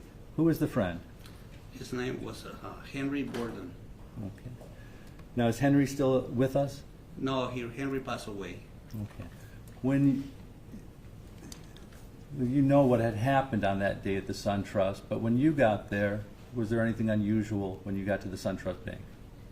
Yes, the doors there were locked. Okay. When you first got there, what doors did you go to? I went through the, I would say the front door facing the hotel, Okay. and it was locked. Okay. One facing the hotels, then not facing the highway, correct? That's correct. Okay. And what'd you do when that door was locked?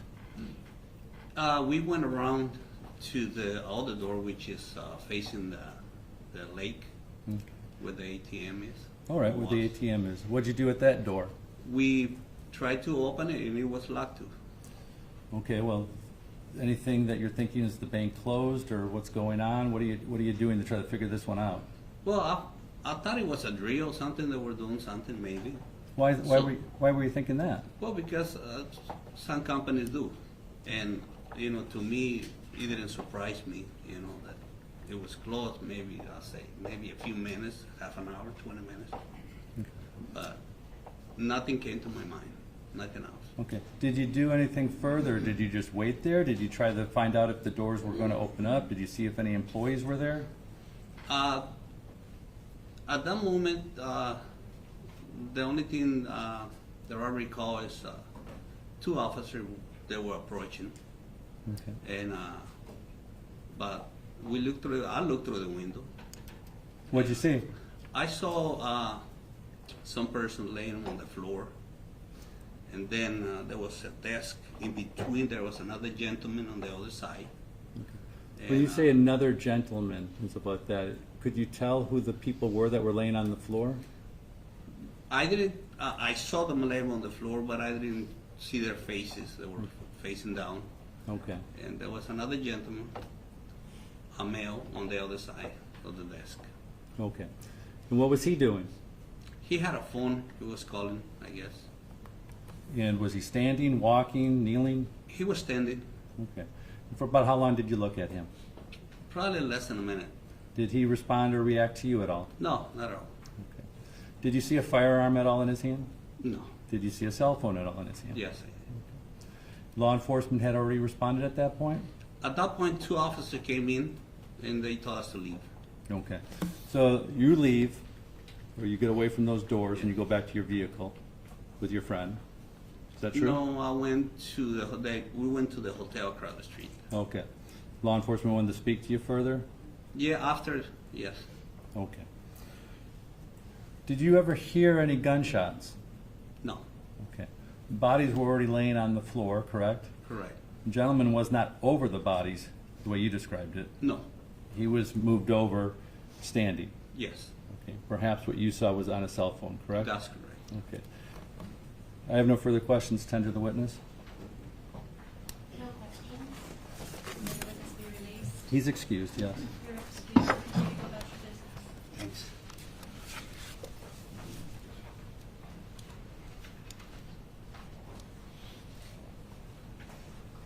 State would call Victor Sparks.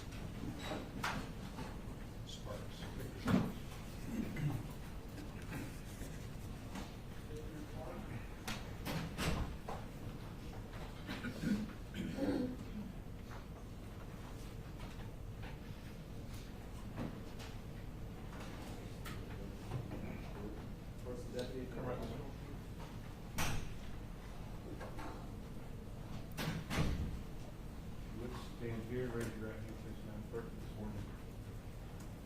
Do you swear or affirm that the testimony you are about to give is the truth, the whole truth, and nothing but the truth, so help you God?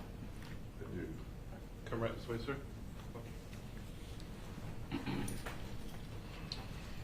have a seat, that's your court.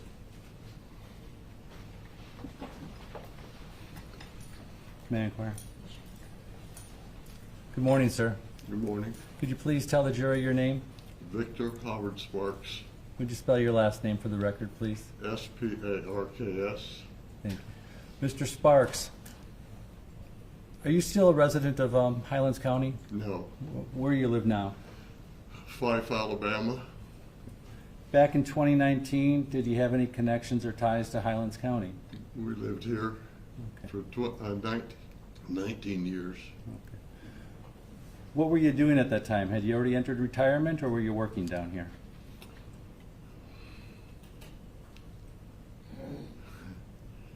Well, I was retired from the construction and I was working in our church we attended. Okay. On January 23rd of 2019, did you do any banking that day? I did. Did you do banking at more than one location that day by any chance? Yes. All right. So why don't you sort of describe how your day started, what you were doing, and who you were with? Well, I was with my wife and we had a list of 5 things that we had to do that day. And one of them was get some lunch, and then we went to Heartland Bank and then to SunTrust Bank. Okay. Up to that point, it all seemed pretty normal day? Yes. Running those tasks and errands, getting the checked off the list? Yes. Okay. What happened when you got to the SunTrust Bank that day? Well, it was a sunny day, and I pulled in, and a lot of times I would go to the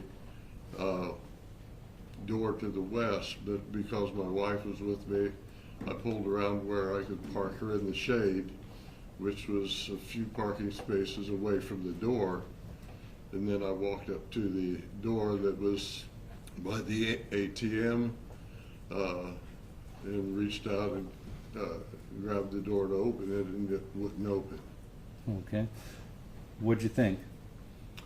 Well, I thought, well, that was strange, and I leaned up and I looked and I could see the lights on in the ceiling of the bank. So I looked at the door and I didn't see any signs that why it wouldn't be open. So I reached and thought, well, maybe the door was just caught or something, and pulled on it again. It still wouldn't open. That time I leaned up like this and to the glass so I could see in better. Okay, so you sort of pressed your hands up and Yes. pressed up against the window? Yes. Okay. So at that time, I could see across the lobby.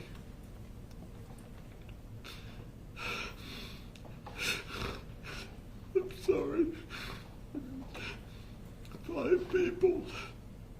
5 people laying on their bellies facing away from me. Yes, sir. And a man walking at their feet and looking down to them. Okay. Did the man notice that you were up at the window? No, he didn't look my direction. Okay. Based on what you saw, what did you do next? I started walking back to the car, and when I was maybe halfway to the car, I heard 2 loud bangs. Well, I didn't know how many people were in the bank involved. I thought it was a robbery in progress. So I was trying to walk nonchalantly to the cars.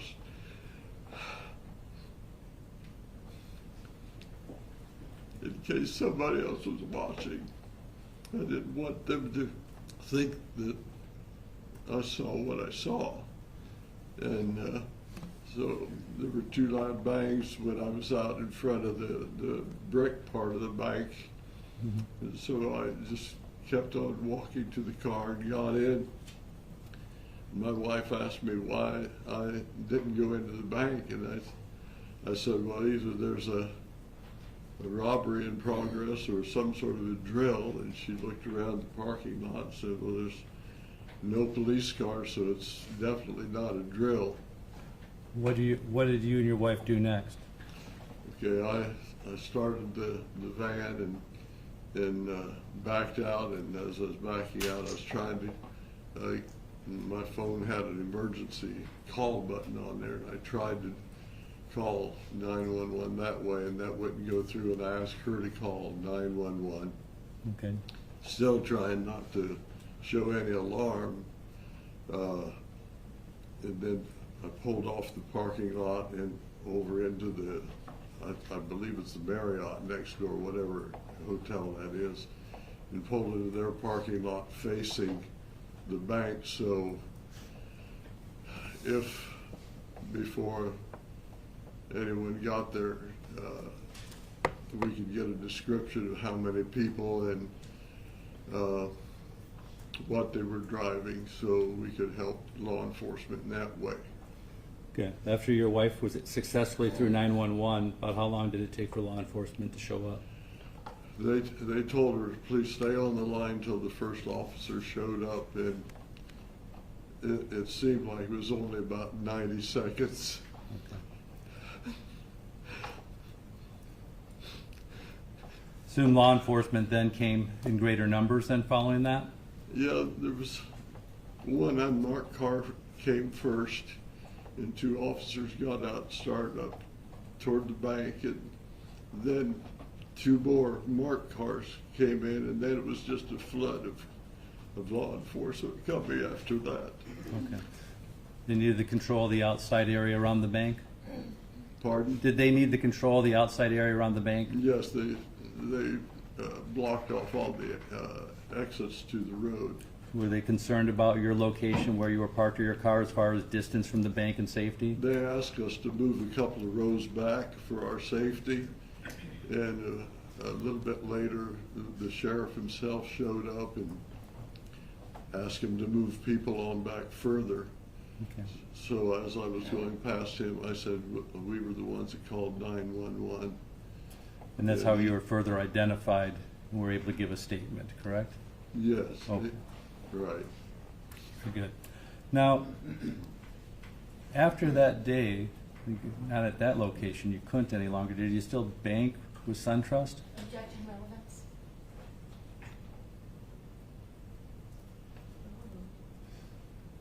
Did you still bank with SunTrust? Yes. Okay. For a short period of time, I would go to the one up by Walmart. Yes. And I'd be okay when I'd go in, but I'd be shaky when I'd come out.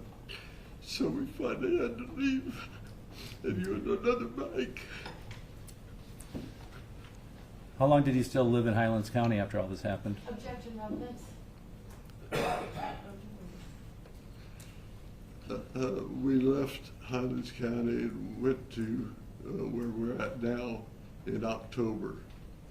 Last year or the year that year it That happened? same year. That same year. Yeah. Okay. I have no further questions. I tender the witness. No questions.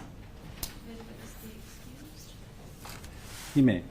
You're excused, sir, and free to go about your business. Thank you.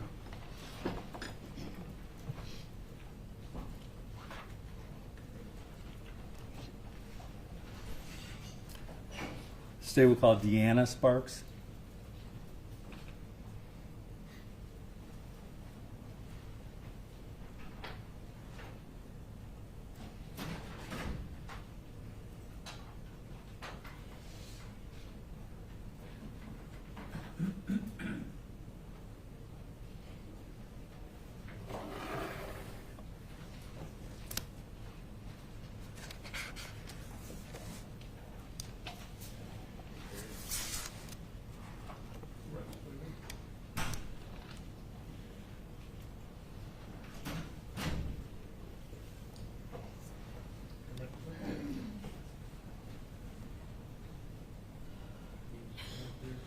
Do you swear or affirm that the testimony you are about to give is the truth, the whole truth, and nothing but the truth, so help you God?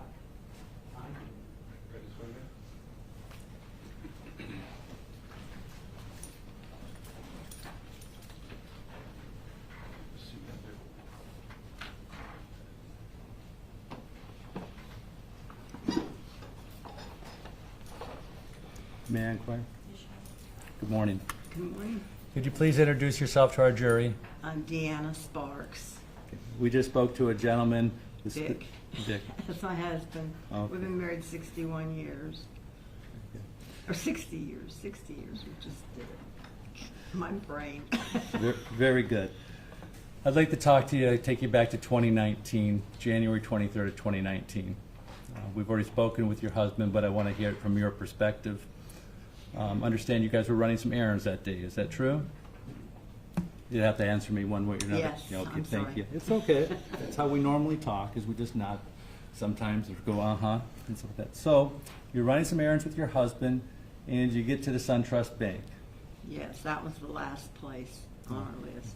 Could you describe for our jury what occurred when you got there? The parking, going to the doors, the encounter. Yeah, I've had 2 knee replacements and I didn't have them then, and so I didn't walk very much, and I didn't go in the bank with Vic. I stayed out in the car, and so he parked around in front of the building so that the shade would keep me cooler. Okay, before you go on further, you had mentioned a car, that you're in a car. But A van. Okay. I call it a car. I just want to make sure that when we talk about the videos and stuff like that, you were in a van. I was in a van. I'm Okay. sorry. Okay, go ahead. But anyhow, he went over to the outside. What do you call it? I'm sorry, where you get your money out of the bank. Well, it's Without called going in. ATM, I'm going to guess. ATM, yes, Right. that's it. I'm sorry. And he came back without going in the bank, and I mean, you know, he was messing around there, but he was going to go in the bank, and he came back out to the car, and he said something's going on in there. He said it's either they're doing I'm sorry, my brain doesn't work real good anymore. Anyhow. They were either practicing some sort of safety issue or maybe... Yeah, they were training or, you Okay. know, and it was 12:30. But he also said it's either that or... Or somebody's robbing the bank. Okay. And I said, okay, let's get out of here, you know, and not out, but we went over to the hotel next door. It was just across the little road there. You know, we had to go out on 27 and go there, but we parked so that we could see if there were more people in there, if they're coming out. We wanted to make sure that we knew which direction they went, what kind of car they were in. You know, we wanted to make sure that everything was fine. But while I was crossing the road, while we were crossing the road, I got a hold of 911. Dick had tried and he couldn't get his phone to do it. And so I called them and they said, stay, you know, where you're at until somebody comes, when the policeman comes. Okay. Law enforcement responded? Yeah, about, would guess about a minute and a half. Okay. It didn't take long. Got you to a safe place? Yeah, they took us on, we were heading to the hotel on the other side of that little road. It's where Vic and I were heading, so we could keep an eye on what's going on if somebody comes out, you know, and takes off in another vehicle or in a vehicle. And you never saw anything like that? You never saw anybody come out? You never saw anybody else take off from that place, correct? No, really. Anyhow, it was scary. But we went over there and parked so we could watch, and they just kept coming and coming and coming. I was so pleased. It was just precious how many of the police from all over Florida, I'm sure, came. They had the road shut. Very good, Ms. Sparks. I appreciate you being here today and sharing the encounter that you had on that date. Thank you very much. I don't have any further questions. Okay. Tender the witness. No questions. Maybe it must be excused. She may. You're excused, ma'am, and free to go about your business. Okay, thank you. Glad to do it.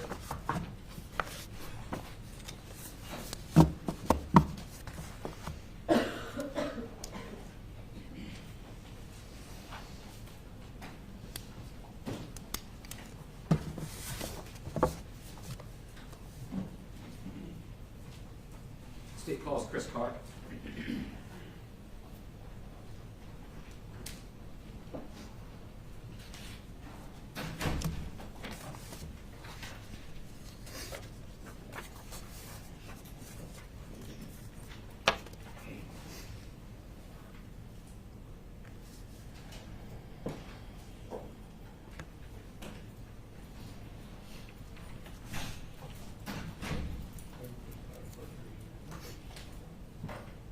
Do you swear or affirm that the testimony you are about to give is the truth, the whole truth, and nothing but the truth, so help you God? So help me God.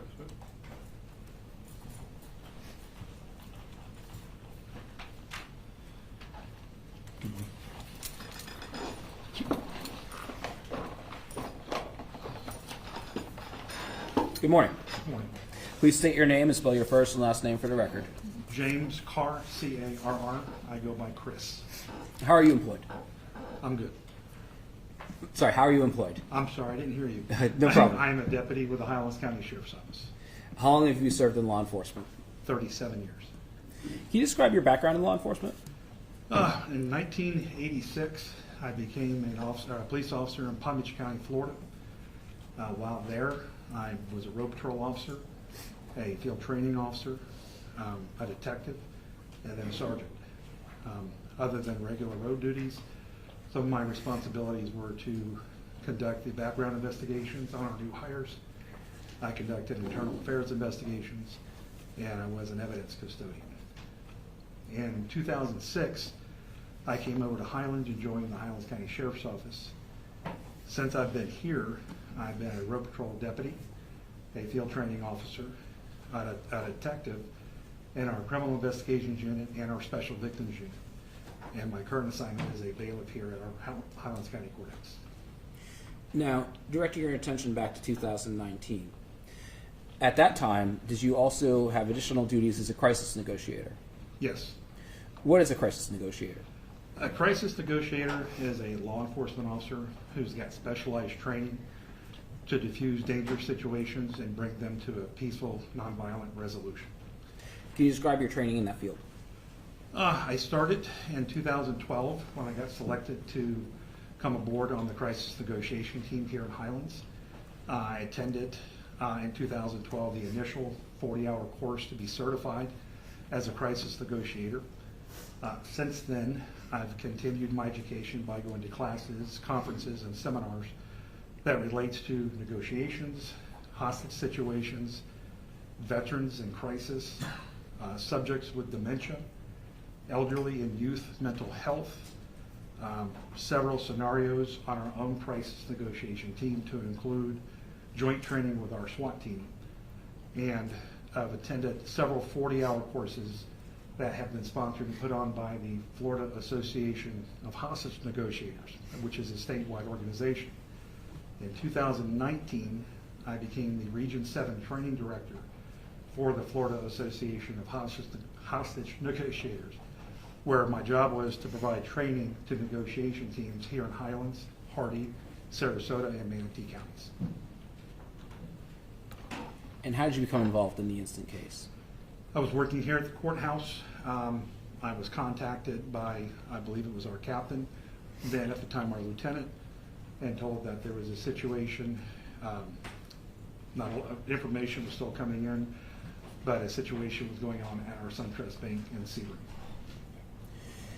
And where did you respond to in order to assist? Initially, I was asked to go to our shop on Kenilworth to retrieve our crisis negotiation van. That's a van we bring to all of the scenes because it's got all of our boards and tools and pads. And I got about halfway there and received a call again by my then lieutenant asking me to divert and come to our main dispatch here at the sheriff's office. And had you, or had the sheriff's office become aware that the suspect inside the bank was on the phone with 911? Yes, sir. That's why they asked me to turn around. I was told that somebody inside the bank was talking to one of our dispatchers. So when you went to dispatch, was your role going to be to attempt to establish contact with the person inside the bank? Yes, I was told I was going to be the primary negotiator, and our role on every case is to build a rapport, to keep the person on the phone, and in this case, to find out if anybody was still alive, if anybody needed medical attention, and then the person on the phone to talk them out safely. Now, when you were responding to dispatch, are you at that point, as a sheriff's office, operating under limited information? Very limited. It was coming in as I sat in dispatch, it was still coming in. Okay. Initially, I didn't know if it was an armed robbery or what the case was. Did you know whether anybody was injured? I was told that there could be multiple people hurt and or dead. Did you know whether or not there could still be people that were still alive in the bank? That was my impression, that people could still be alive. Were you able to establish contact with the person inside the bank, the suspect? Yes, sir, I was on the 911 dispatch line. Now, seeing as this was made on contact was made on the 911 dispatch line, have you become aware that 911 calls are recorded? Yes, sir, they are. And the entirety of the conversation that you had with the person inside the bank, was that conversation recorded by the 911 system? Yes, it was recorded. I'm showing defense states 219.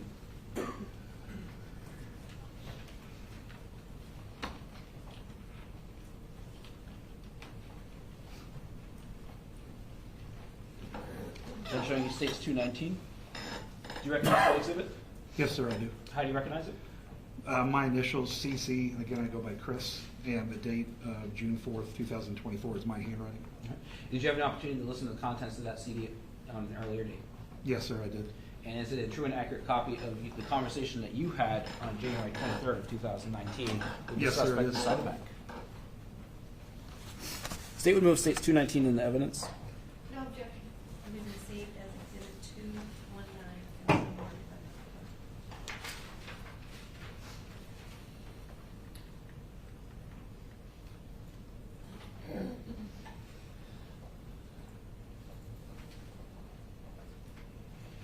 Hi, this is Chris Carr. Who am I speaking with?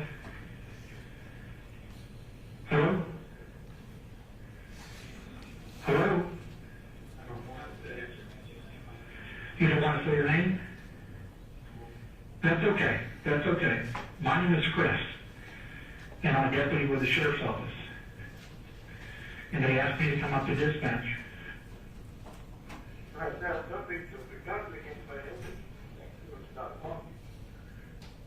Okay.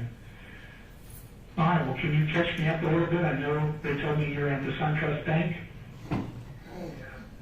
Okay. That's the one in Sebring, right? Yeah. Okay, very good. How many people are there with you now? There was 5 before I got there. There was 5 before you got there?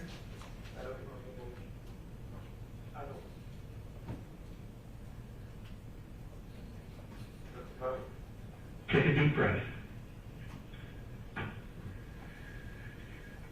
So there were 5 people at the bank when you got there? Yes. Okay. Can you still see those 5 people? No. What? Back room. I'm sorry? I moved to a back room because there was 2 that were still breathing.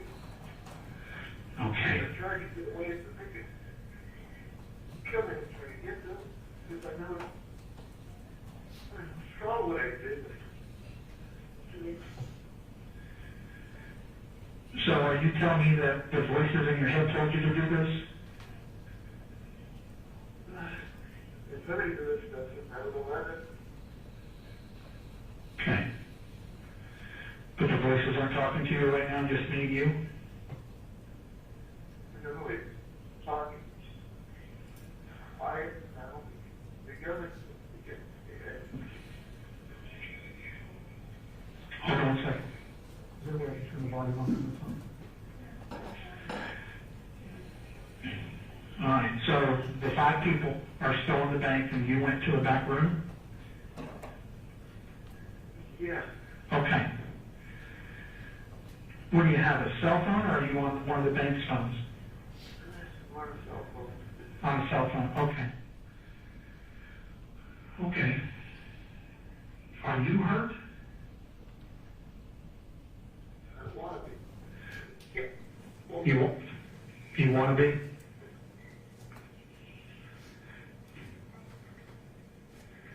What about the other people? What happened to them?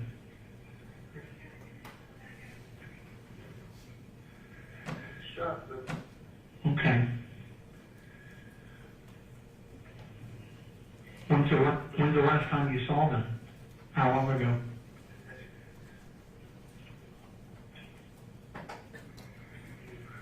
Maybe 25 minutes ago.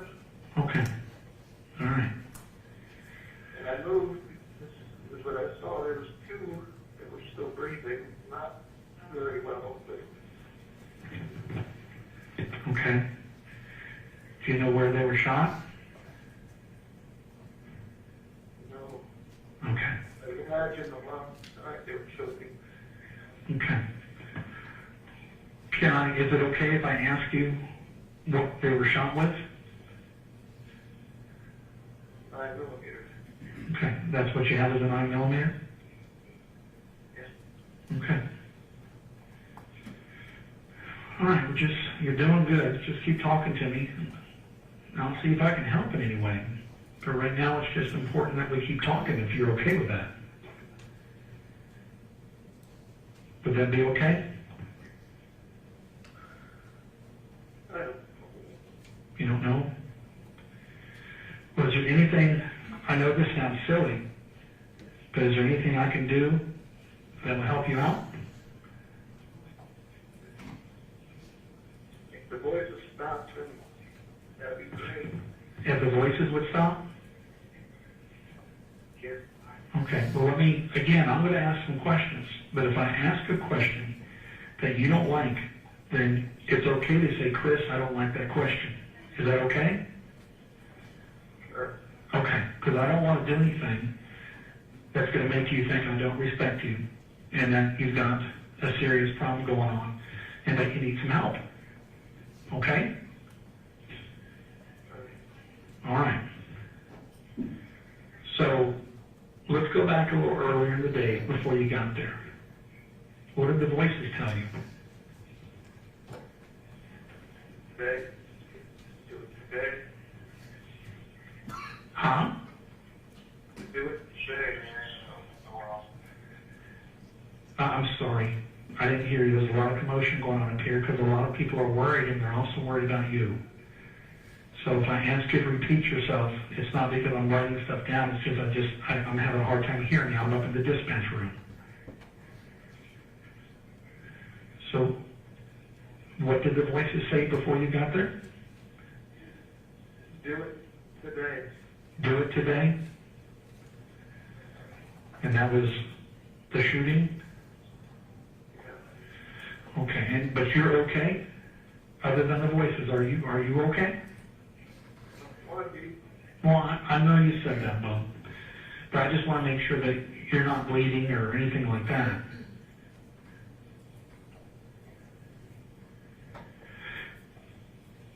You're not bleeding or anything, are you? No. Okay. Okay, I'm going to ask a personal question. And remember, it's okay to say, Chris, I don't like that question, okay? Have you always had these voices in your head? Since I was 11. I'm sorry? Since I was 11. Okay. Have you ever talked to a doctor about that? Yes and no. Well, what do you mean, yes or no? I was in a behavioral health center for a month and a half. Okay, okay. It didn't do anything? Did you just try the one medication, or was it more than one medication? They kept swapping it. Did they? When you say behavioral health, where was that at? Was that in Bartow? No. Was it Peace River?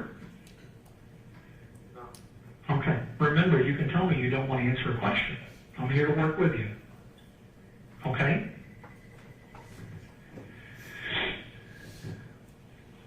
Would you be willing to talk to a different doctor, somebody other than behavioral health, and maybe they can help you?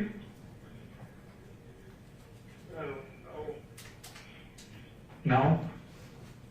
I don't know. Oh, you don't know? Well, I can tell you from experience, and I'm not going to tell you I know what you're going through. But when I've had different medical issues, and I went to a doctor, and I didn't get better from what was wrong with me, I went to a different doctor who tried different medications and different procedures, and it worked. So sometimes it's better to see more than one doctor to get a second opinion. Do you think you'd be willing to give that a shot? I don't know. Okay, you don't know. I can only imagine how scared and confused you are right now. Well, right now, I'm worried about you, okay? But I'm also worried about those other people. And I'd sure like to talk to you in person. Would you be willing to come out and talk to me?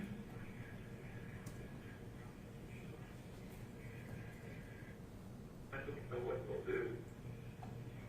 You don't know what who will do. The voices in my head. Okay. Well, I'm not here to hurt you.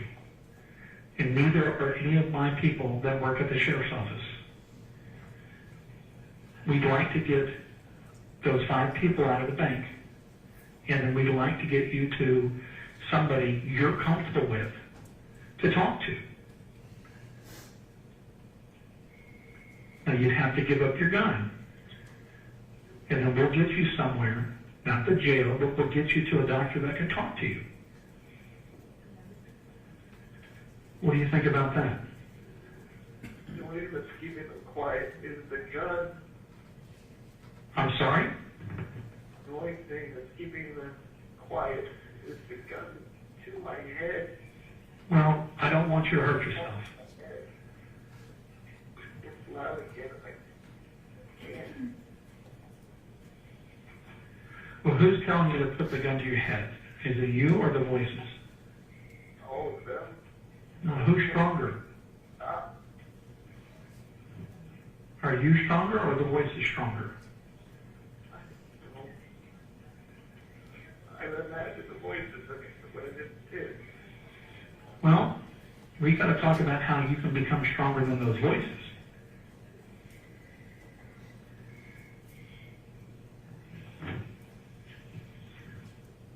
Do you think you might feel better if we get those 5 people out of there and you find out they're okay? Well, that's what I'm thinking. And it's okay to say no. But what I'm thinking is if you and I can come up with some type of plan that we can both agree on. And Some of them aren't okay. well, maybe we can make a couple of them okay, even if we can't do all of them. I hear what you're saying. But maybe we can save a couple. And I think your conscience will be stronger if I could tell you, hey, we were able to save 2 or 3 or 4 of them. And I think maybe the voices in your head will maybe temporarily go away because you now have a better feeling that you helped save a couple.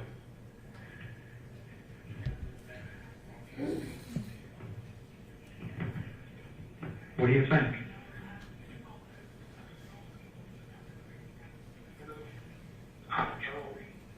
Do you remember what I told you my name was? Yeah. What is it? Chris. Okay, you're right. It's Chris. I'll be willing to talk to you face to face if you're comfortable talking to me. You just gotta let me know when that's gonna be an okay time.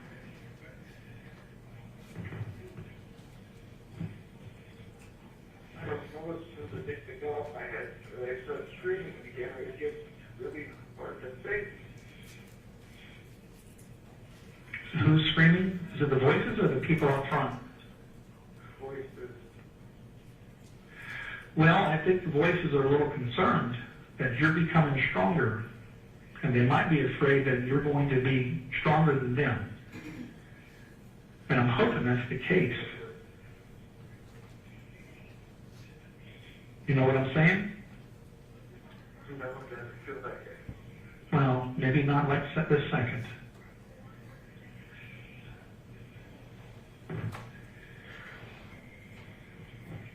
Well, what can I do for you right now? I don't know. You don't know? Are the voices making you scared right now? Everything makes me scared. What is everything, buddy? I know I'm in trouble for this. I know it's wrong. Well, okay, that's true. But it doesn't have to be the end either. Especially if you need to go see a doctor. And I'm being completely honest.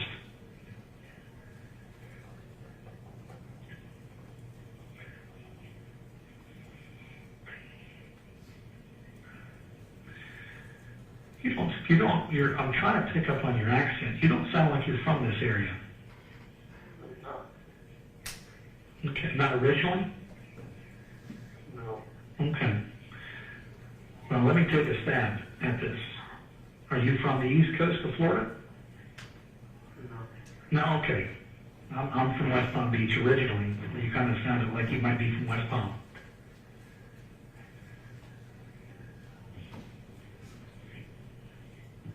Where were you born at? Huh? I don't answer the question. Okay, I heard you. I got you. I don't know your name, so I'm just trying to talk with you and learn a little more about you. I promise you I'm not playing any games. That's why I told you it's okay to say no, just like you did, and that's good that you said that.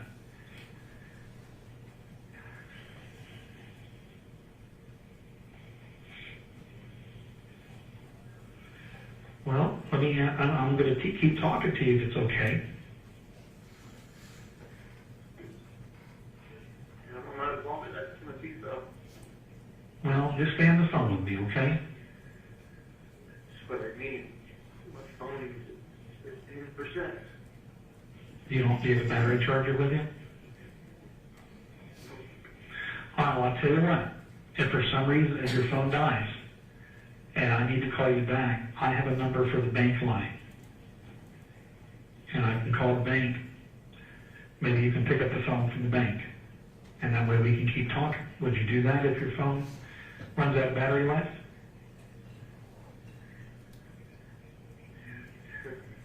I'll talk to you as long as you want me to. Buddy, as long as you're talking with me, then you're still with me, and you're not listening to those voices. Okay?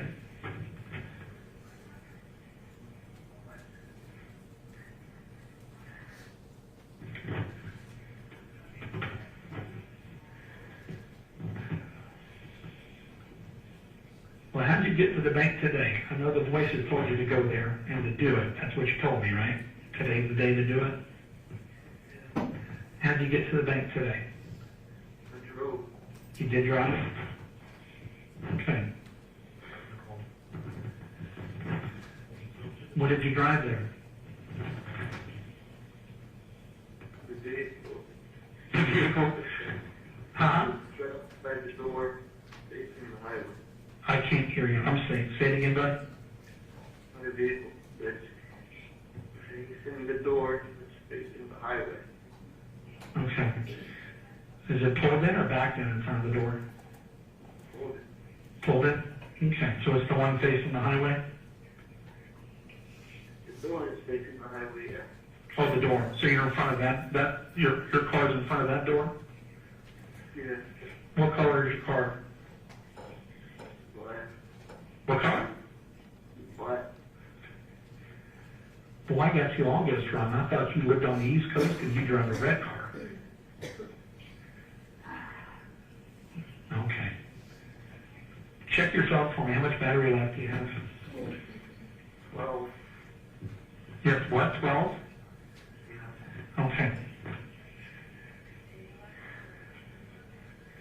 What kind of car do you have? Huh? I mean, is it a Ford or a Honda? What kind? Do you drive a Japanese car or an American car? I have no idea. You don't know? Okay. All right. Well, what's your favorite kind of car? If you had all the money in the world, what would you buy?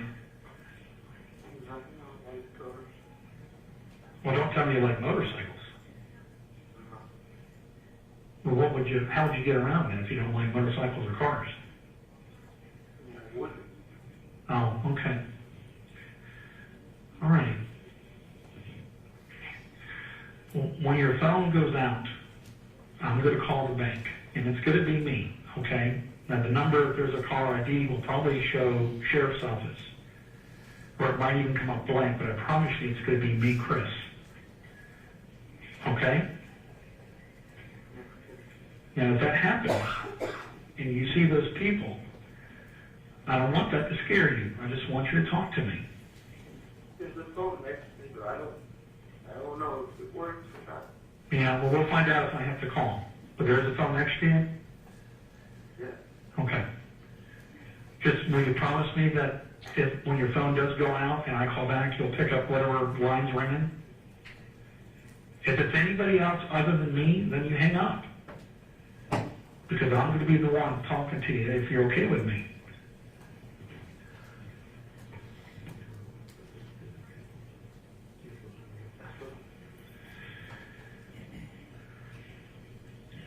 Now, you know I have to ask because I'm a police officer.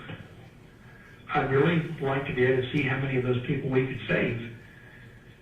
That way I can tell my bosses, you were the one that made the decision. And if we save anybody, it's because of you, not because of me or anybody else, but you made the decision. And we were able to save some people. I think that would be pretty big, and I think that would give you some confidence here. What do you say about that? I'm not leaving the room. I told them last week that I'll move back here so they can try to get them out. That was a while ago, and I don't. Okay. Do you know if anybody locked that front door? Yeah, all the doors are locked. Who locked the door? I made them lock it. Okay. Thank you for your honesty. All right, so they're all up front and you're in a back room. Yeah. Is it a bathroom or is it a closet? What is it? Office, maybe. I don't know. It's an office? Does it have any windows? No. No? Okay. I know my bank, when I go into it, and the offices, it might not have a window to the outside, but the walls of the office are made of glass where it can see into the lobby. Is that kind of like the room you're in, or is it all regular hard walls? All regular hard walls. Regular hard walls? Okay. Okay. Can you hear anybody else back there? Nobody else back there. Well, I'm sorry, what's that? Nobody else is back there. Nobody else? Okay.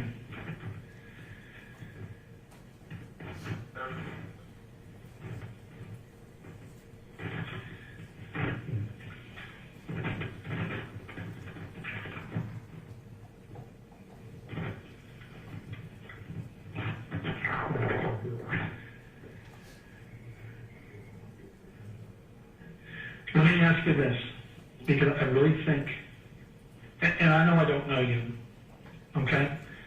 But I've been a police officer for a long time, only because I like helping people.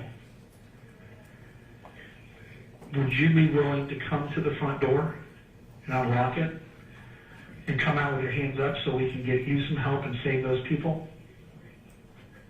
I don't want you to do it now, but if you're willing, would you do that for us?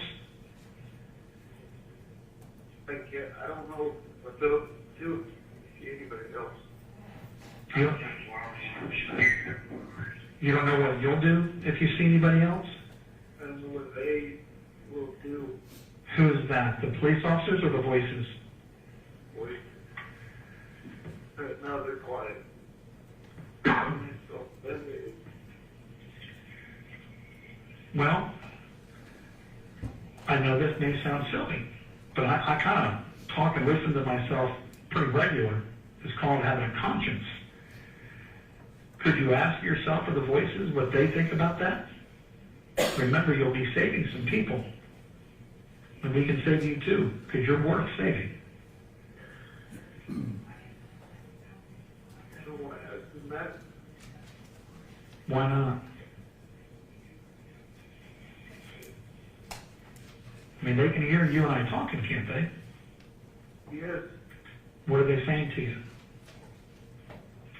I'm going to hang up. They're telling you to hang up? Well, don't listen to them. I'll talk to you as long as you want to talk. I'm not in a rush to do anything.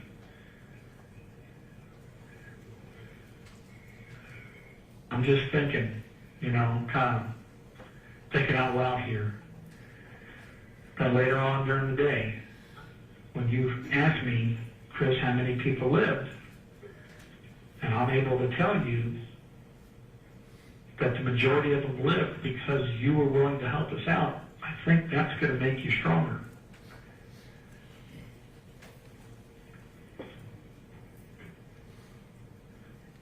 You know what I'm saying?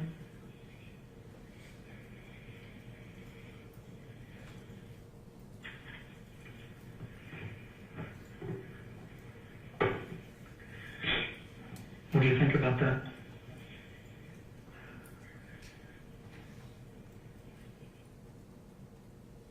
You don't like it. They don't like it? Okay, well maybe they will a little later. Why don't we just kind of hang out together and talk a little bit? Maybe they'll change their minds. Can I ask you one favor though for right now? Will you promise to stay in that back room for right now? Yeah. Okay. And you said that room, it doesn't have any glass windows or anything. So you really can't see out into the bank? Well, that was the point. Because I don't know what those Okay. things do again. Well, I think I hear you. If you can't see out there, then the voices in your head doesn't know what's going on. Is that what you're doing? Trying to keep just me in a room so that they don't feel how. Well, that was very, very smart. So that's very smart. Thank you for doing that. I keep calling you Bubba. I don't mean to call you Bubba. I just don't know what else to call you. Is there, even if you don't want to give me a name, is there a name I can call you by? Chad. Chad? Chad or Chaz? Jack. I'm sorry, Jack? Yeah. Okay, so I'll call you Jack. Is that the name you just came up with? Yeah. Yeah, is that because you're across from Lake Jackson? I didn't even know. Okay. All righty. Well, what time did you get up this morning, bud?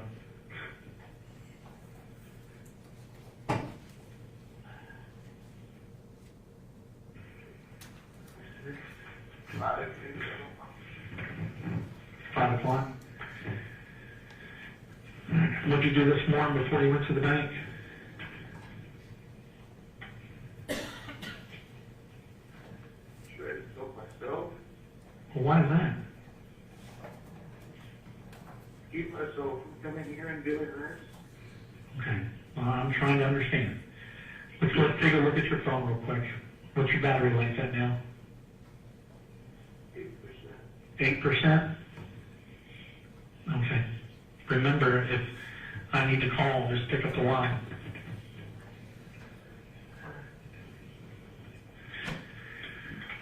All right. Did you eat something this morning? I don't remember. Okay.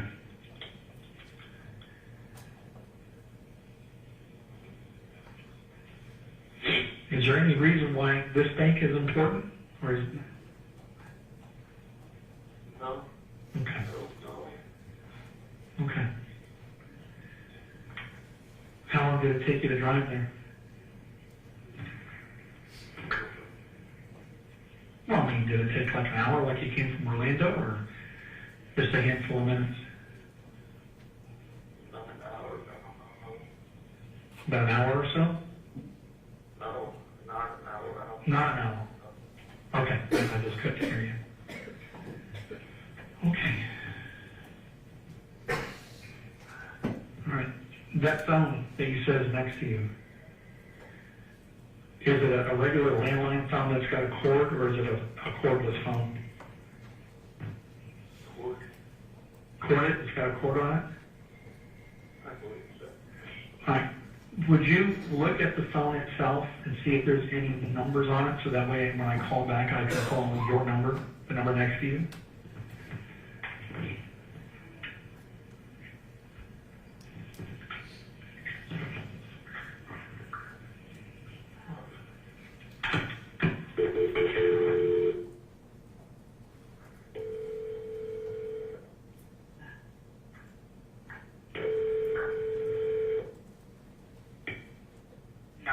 What's the address of your emergency? Hello?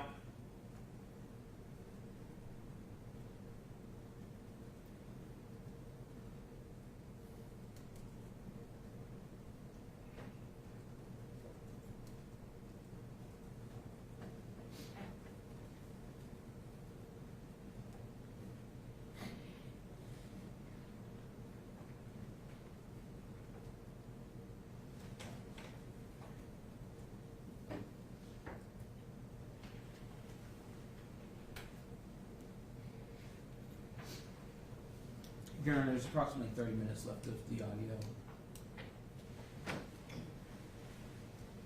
Ladies and gentlemen, it's your choice whether or not you wish to continue or take your lunch break and then conclude. You can either take 30 minutes and go until 12:20 and take a later lunch, or you can take your lunch break now. We'll continue. Thank you.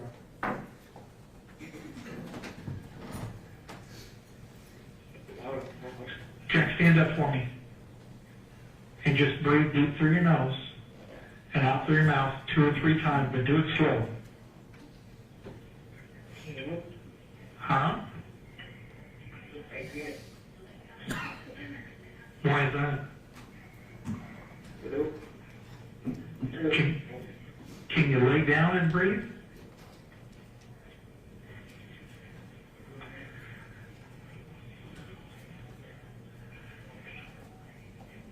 Is it getting any better, or is it worse? A little better. Okay, well, let's just keep doing that for right now. All right, buddy. Well, how is it? Let me know if you're getting better.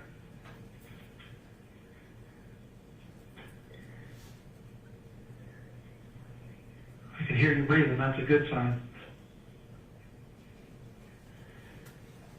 Deep through your nose. Real deep. Hold it for a second. And then breathe out through your mouth. Nice and long. Do that 3 or 4 times, but make sure you do it slow.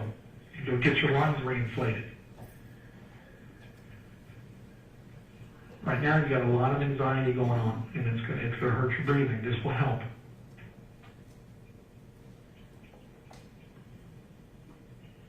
How you feeling? How's your breathing, Jen? It's getting better? What's that? It's hard to breathe. Okay. Is it better than it was a few minutes ago? Kind of. Okay. All right. Well, that's a good thing. Good.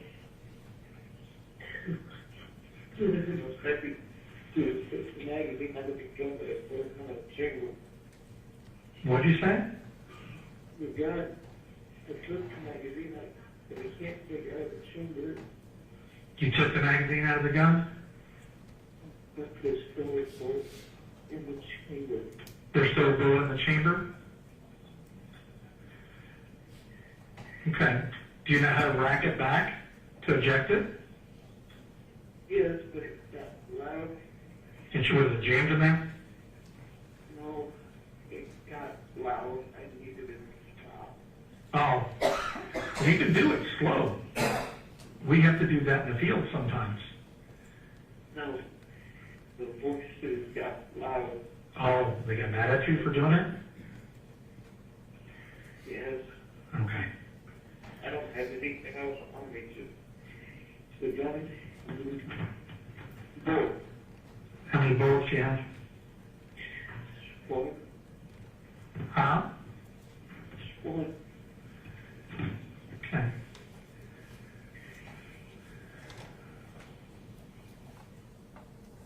So it's a 9mm you told me, right? Yes, Where'd you, and switch. huh? No scared. Okay. Well, where did you get the gun at? Is it a family heirloom or something you bought? I told me to buy it. I can't understand what you're saying, Jack. They told me to buy it. Oh, they told you, your voices told you to buy it? How long ago did you buy it?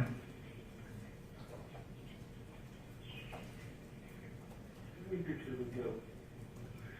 You didn't, did you buy it at the gun show? I was just there was it Sunday a week ago? I had my up gun show. You did what? I didn't buy it at the gun show. You did buy it at the gun show? Okay, I'll say we might have actually met each other. I did. No, I heard you. You said you did not buy it there, right? Yes. Okay. Where'd you buy it at? Gun store here. Gun store in Sebring or Avon Park? I didn't hear you, Bill. You bring? What's that? You bring? Sebring. Okay, buddy.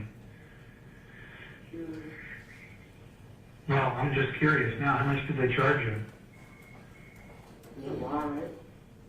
I bet. Probably what, $450, $500? 6. Wow. Well, it better be a 6 Sal or a nice Smith for that kind of money. Springfield. What's that? Springfield. Springfield. That's a lot of money for a Springfield. How many times have you shot it before? Not today. I was gonna go to these old ammunition, they thought nothing could happen,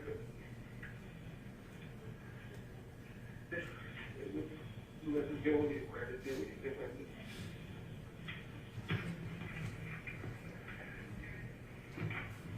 Okay. All right. What are the voices telling you now? Shoot. Are they okay with you talking to me? Or are you having to fight them over that? They don't like it. They don't like it? No. Is there something I could say or do that would make them okay with me talking to you? Maybe make them feel a little easier with me? Oh, I think you hear the people outside, now they're getting louder. What's that? You hear the people out in the lobby, getting loud. You can hear the people out in the lobby? Okay. Well, let's worry about you, Jack. Okay? Let's not worry about them right now. Not that, I'm worried about it, boy, getting louder.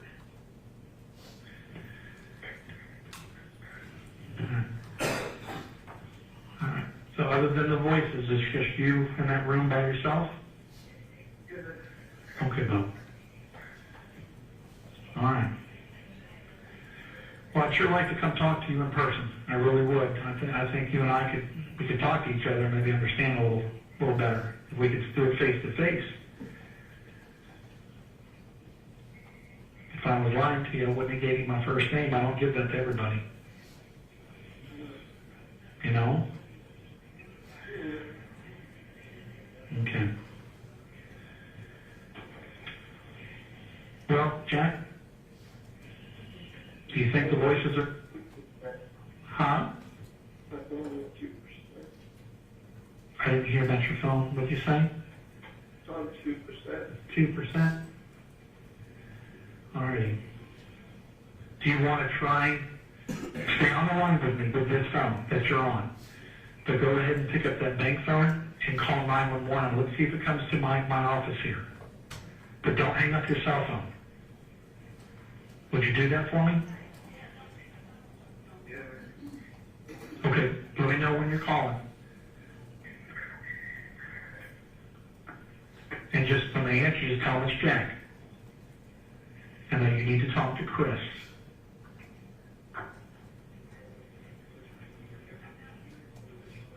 Let me know when you're going to try it. I am. You're trying now? Yeah. Okay. Well, one of my friends is going to pick up. Just ask for Chris. Okay. All right. Stay on that line. Ask who you're talking to.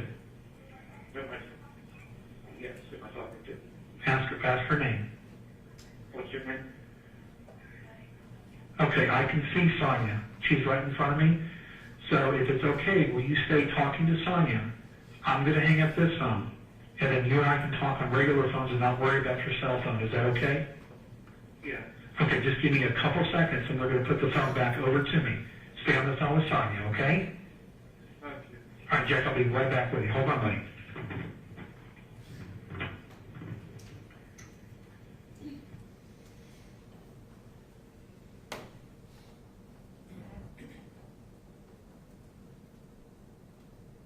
Let Sonia hang up. Is that all right? I did the call on my phone. Okay, all right, so it's just me and you now on a regular phone? Yeah. Okay, very good. Now we don't have to worry about that. Okay? All right, hold on one second. I'm going to get comfortable here.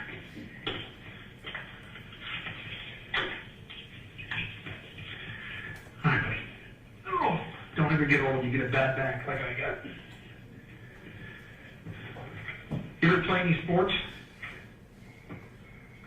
Yeah. What'd you play?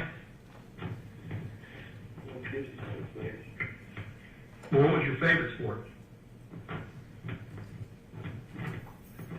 Wrestling. What's that? Wrestling. Wrestling? Yeah. That's one thing I never did.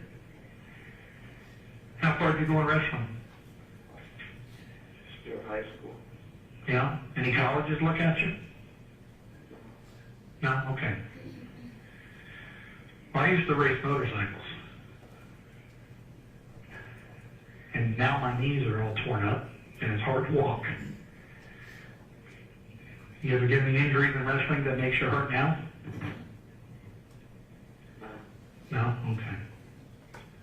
Well, how many did you win? How many did you lose? Hardly won any. I was never, What's that? never good at sports, so not very good. Okay.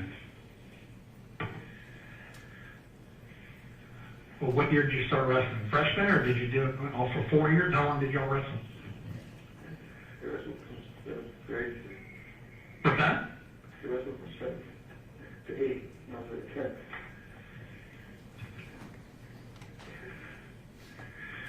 So when's the last time you actually wrestled somebody? 5 years, 6. Been 5 or 6 years? Okay. And was that in school, or was that you and somebody wrestling in the backyard? I don't know. You don't know? Well, I'm a pretty big guy. Every time we had a couple beers, we'd wrestle every now and then, but never worked out very good for those littler guys. What was your weight class? 185. Oh, so you're a pretty good sized guy then if you're wrestling at 185.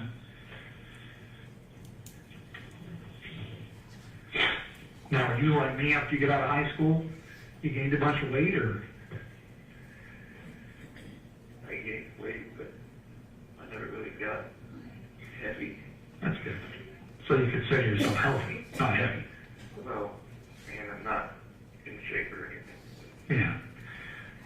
Well, when you get married, it gets worse. You get heavier, especially if you marry a lady that can cook. It's not to get married. You're not going to get married? Why is that? I'm broken. Well, maybe right now, yes. But that doesn't mean you can't be repaired. Everybody says. That's what everybody says?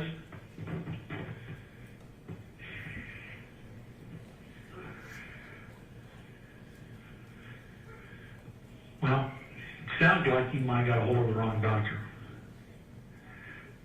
Can I share a quick story with you? I know it's different than what you're going through now. But back when I was 25 years old, is it okay that I talk about this? Sure. Okay. Back when I was 25 years old, I had been a police officer already. I broke my right shoulder. Matter of fact, it was in 1990. And I went to a surgeon.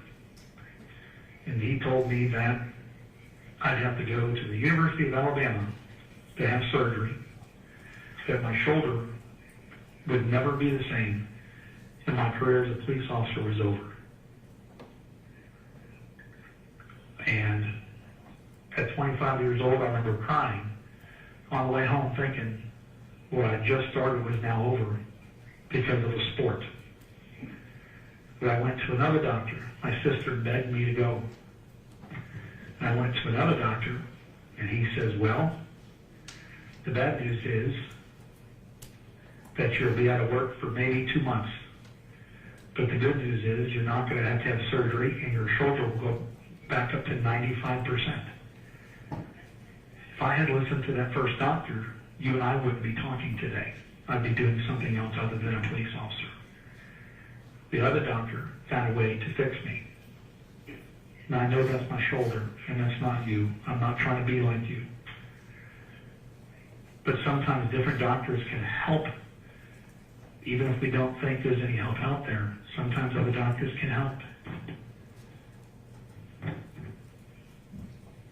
What do you think about that?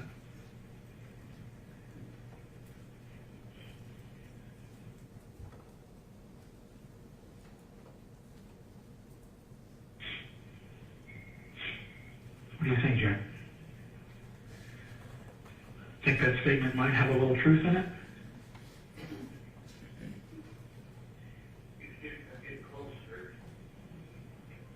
You sound like you're way away from the phone. I can't hear you.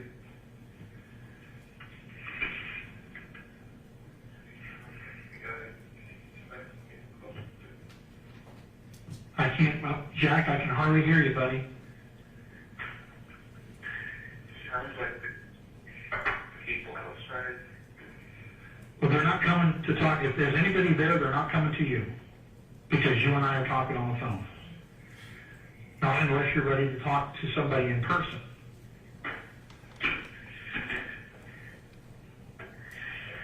Do you think you're ready to talk to somebody? You can talk to me in person if you like. I'll come over there. It'll take me 5 minutes to drive there.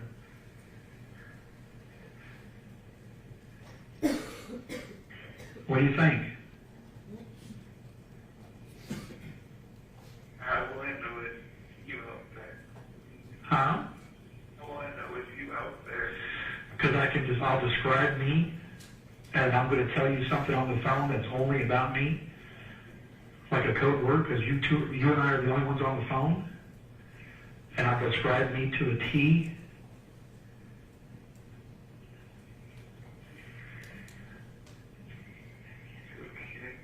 Okay? But in order for you to do that, I'm going to have to tell you certain things that you need to do before you come out and talk to me. But I'll talk to you in person, face to face. And we can talk as long as you need to talk.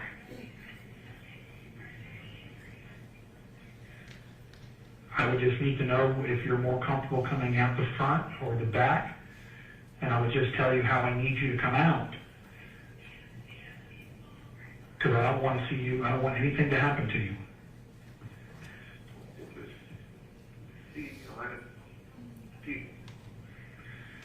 Okay. Well, maybe I can find out. Well,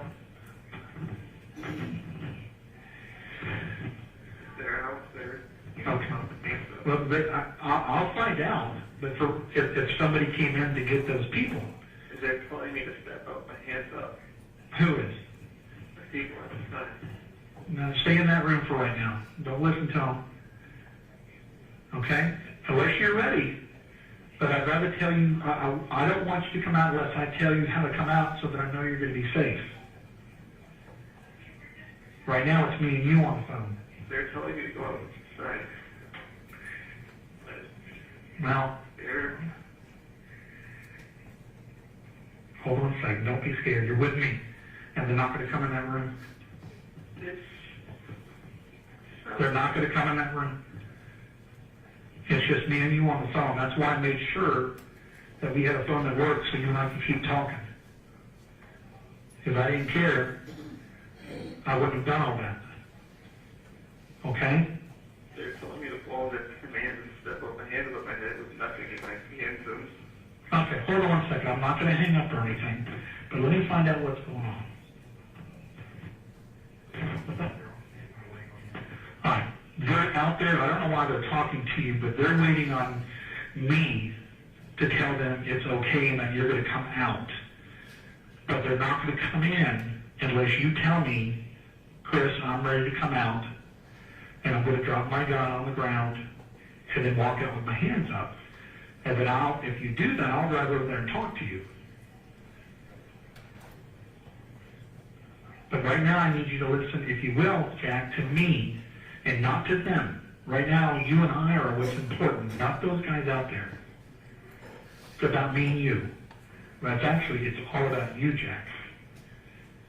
You're what's important right now. You're scared?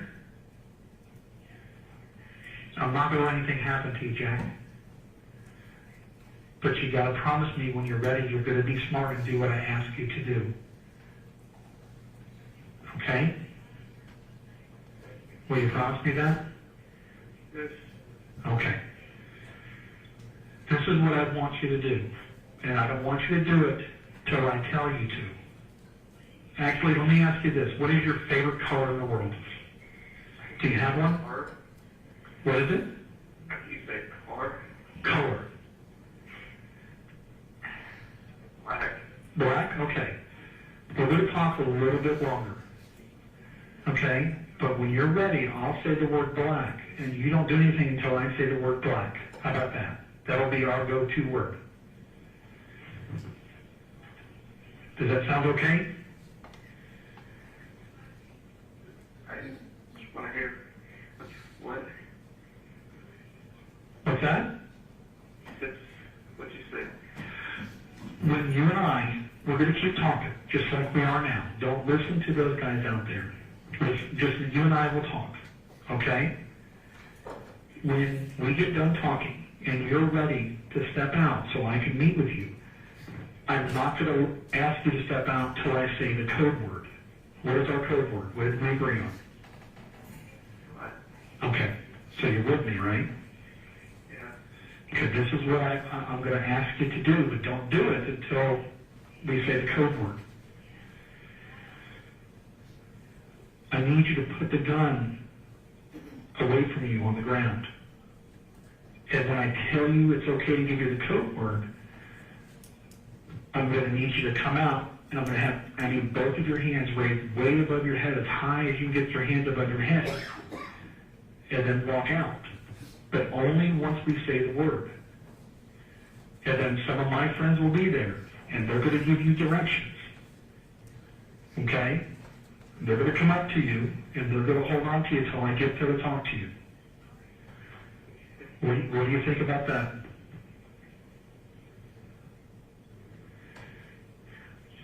Scared. Well, I bet you are scared. I can't imagine. Okay? But this way we can get you to a doctor I need to know when you're ready to tell me which other doctor you went to so we don't take you to that doctor. Trustee, you can't. Huh? You can't. I can't what? Take me to that. Okay, well, I don't want to go to that doctor. How would I know how to take him if I don't know who it is? He's not in this state. Okay, he's not in the state. Okay. All right. That's good. But I can't make a mistake there. But I want to do something that's making it harder for you. Then maybe if we talk to another doctor, he can do for the voices in your head like the one doctor did for my shoulder and save my career. Okay? What do you think? All right, so what do you think? Let's,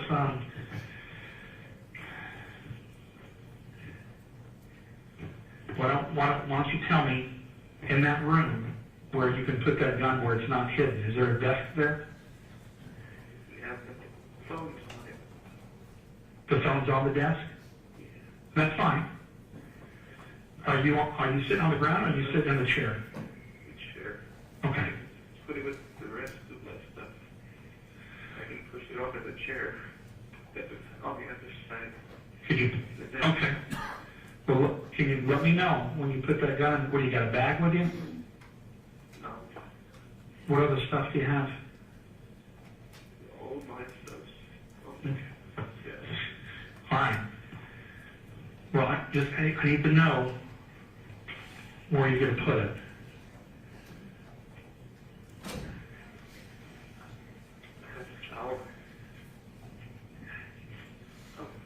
Rack it.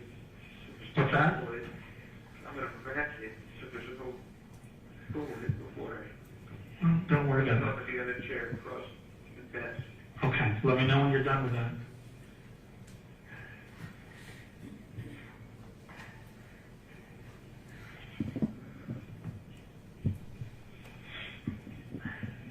You're a very strong person. We can do this. I know you can.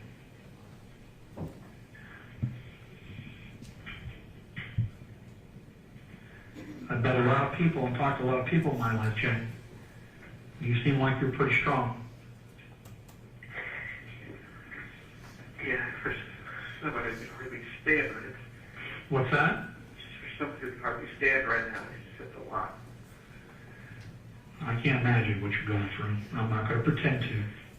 But today is today. And there's always tomorrow. And it may not seem like it might be very bright. But Jack, you need to talk to a doctor. And I'm hoping at least the doctor could do right by you.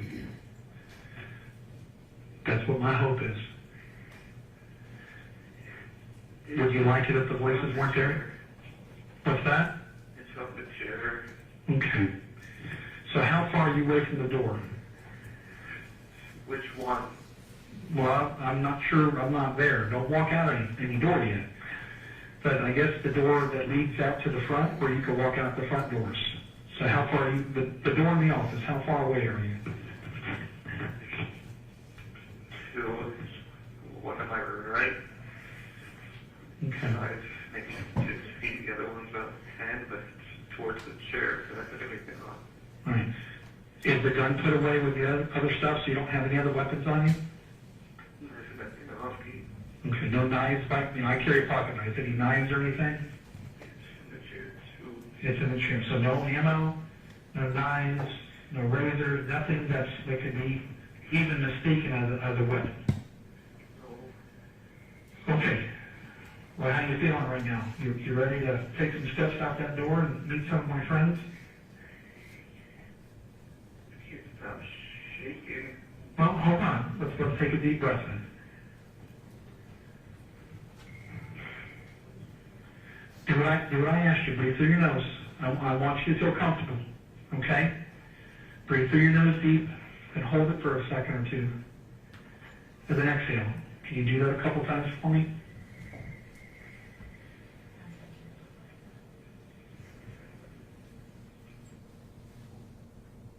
Let me know when you're okay, okay?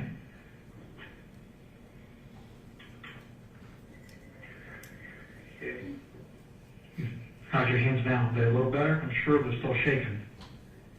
My entire body is shaking. Yeah, that's the adrenaline. Okay? Happens to all of us. That's natural. Okay? What's our code word? Do you remember our code word? Huh? I remember it. Okay. So in a few seconds, we're going to talk about you walking out that front door. Do you remember what I asked you to do when you walk out? What you're supposed to do? As high as you can get there, right? Okay. Can you tell me what color shirt you're wearing? Okay. And you got long pants or short pants? Shorts. What color are your shorts? Tan? I want to make sure I heard you got a tan shirt and tan shorts. Is there any writing on the shirt, or is it like a polo shirt?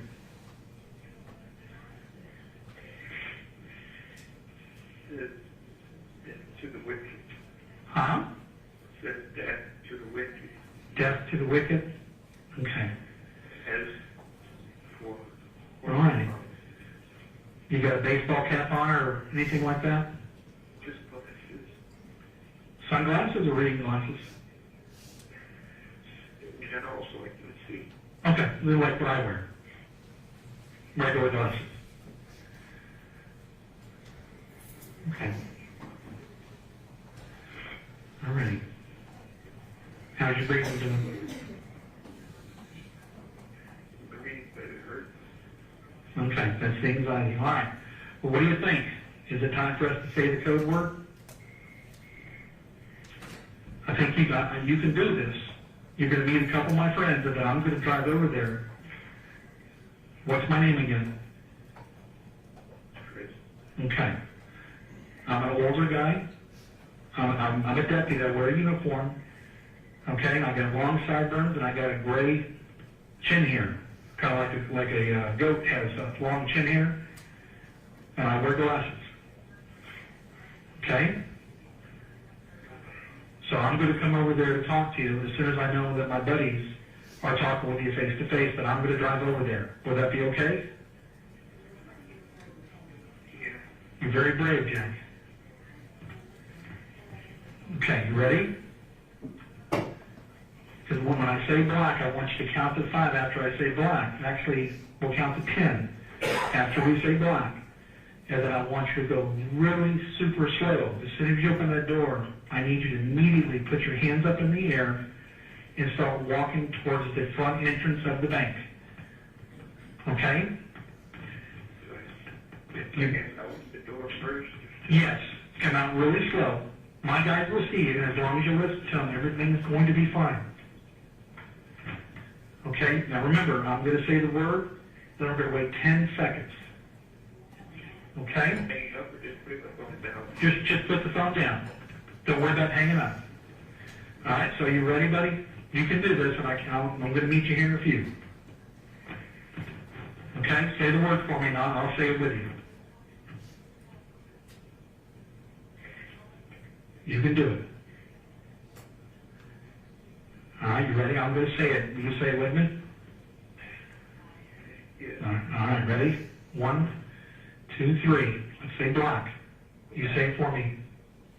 You say black? Okay, count to 10. Go ahead, put the phone down, count to 10, and then start out the front door. 1, 2, 3, 4, 5, 6, 7, 8, 9, 10. All right, Jack, go ahead, buddy, if you can hear me.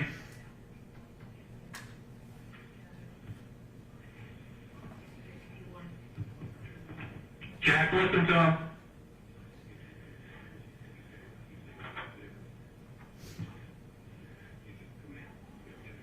Just listen to him, Jack, if you can hear me. I'm still here.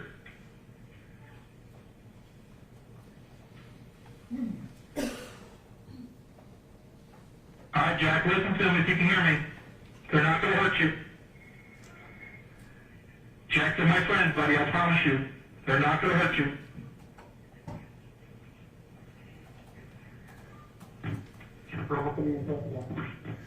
Jack, you didn't hear me. Just listen to him, buddy.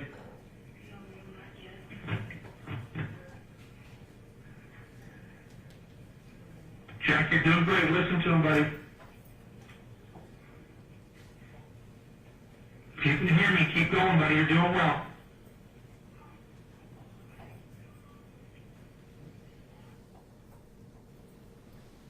Listen to what they have to say. You're doing fine, Jack.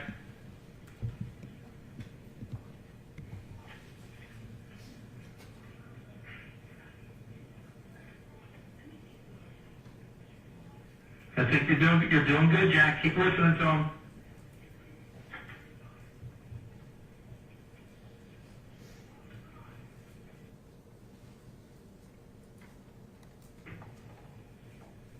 You're doing great, Jack.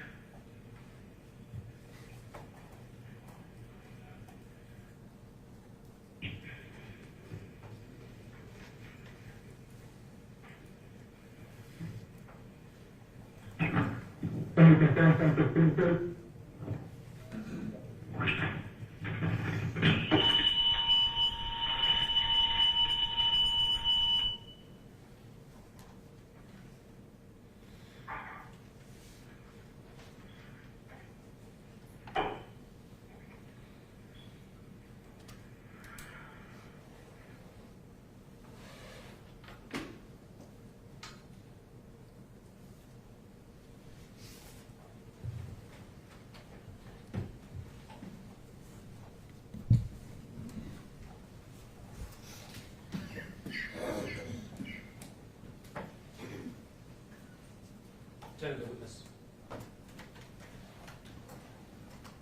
No questions. May the witness be excused? You may. This report, excuse me. Yes.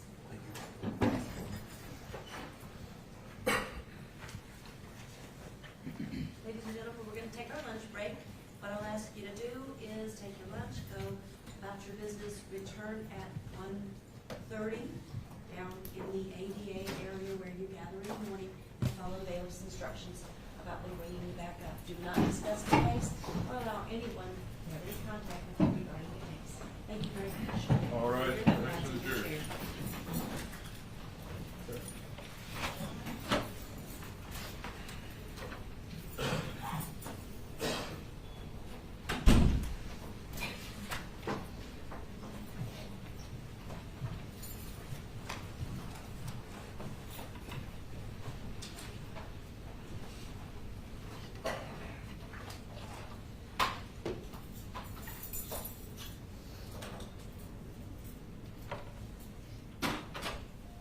Any matters to be taken out before we take our lunch break?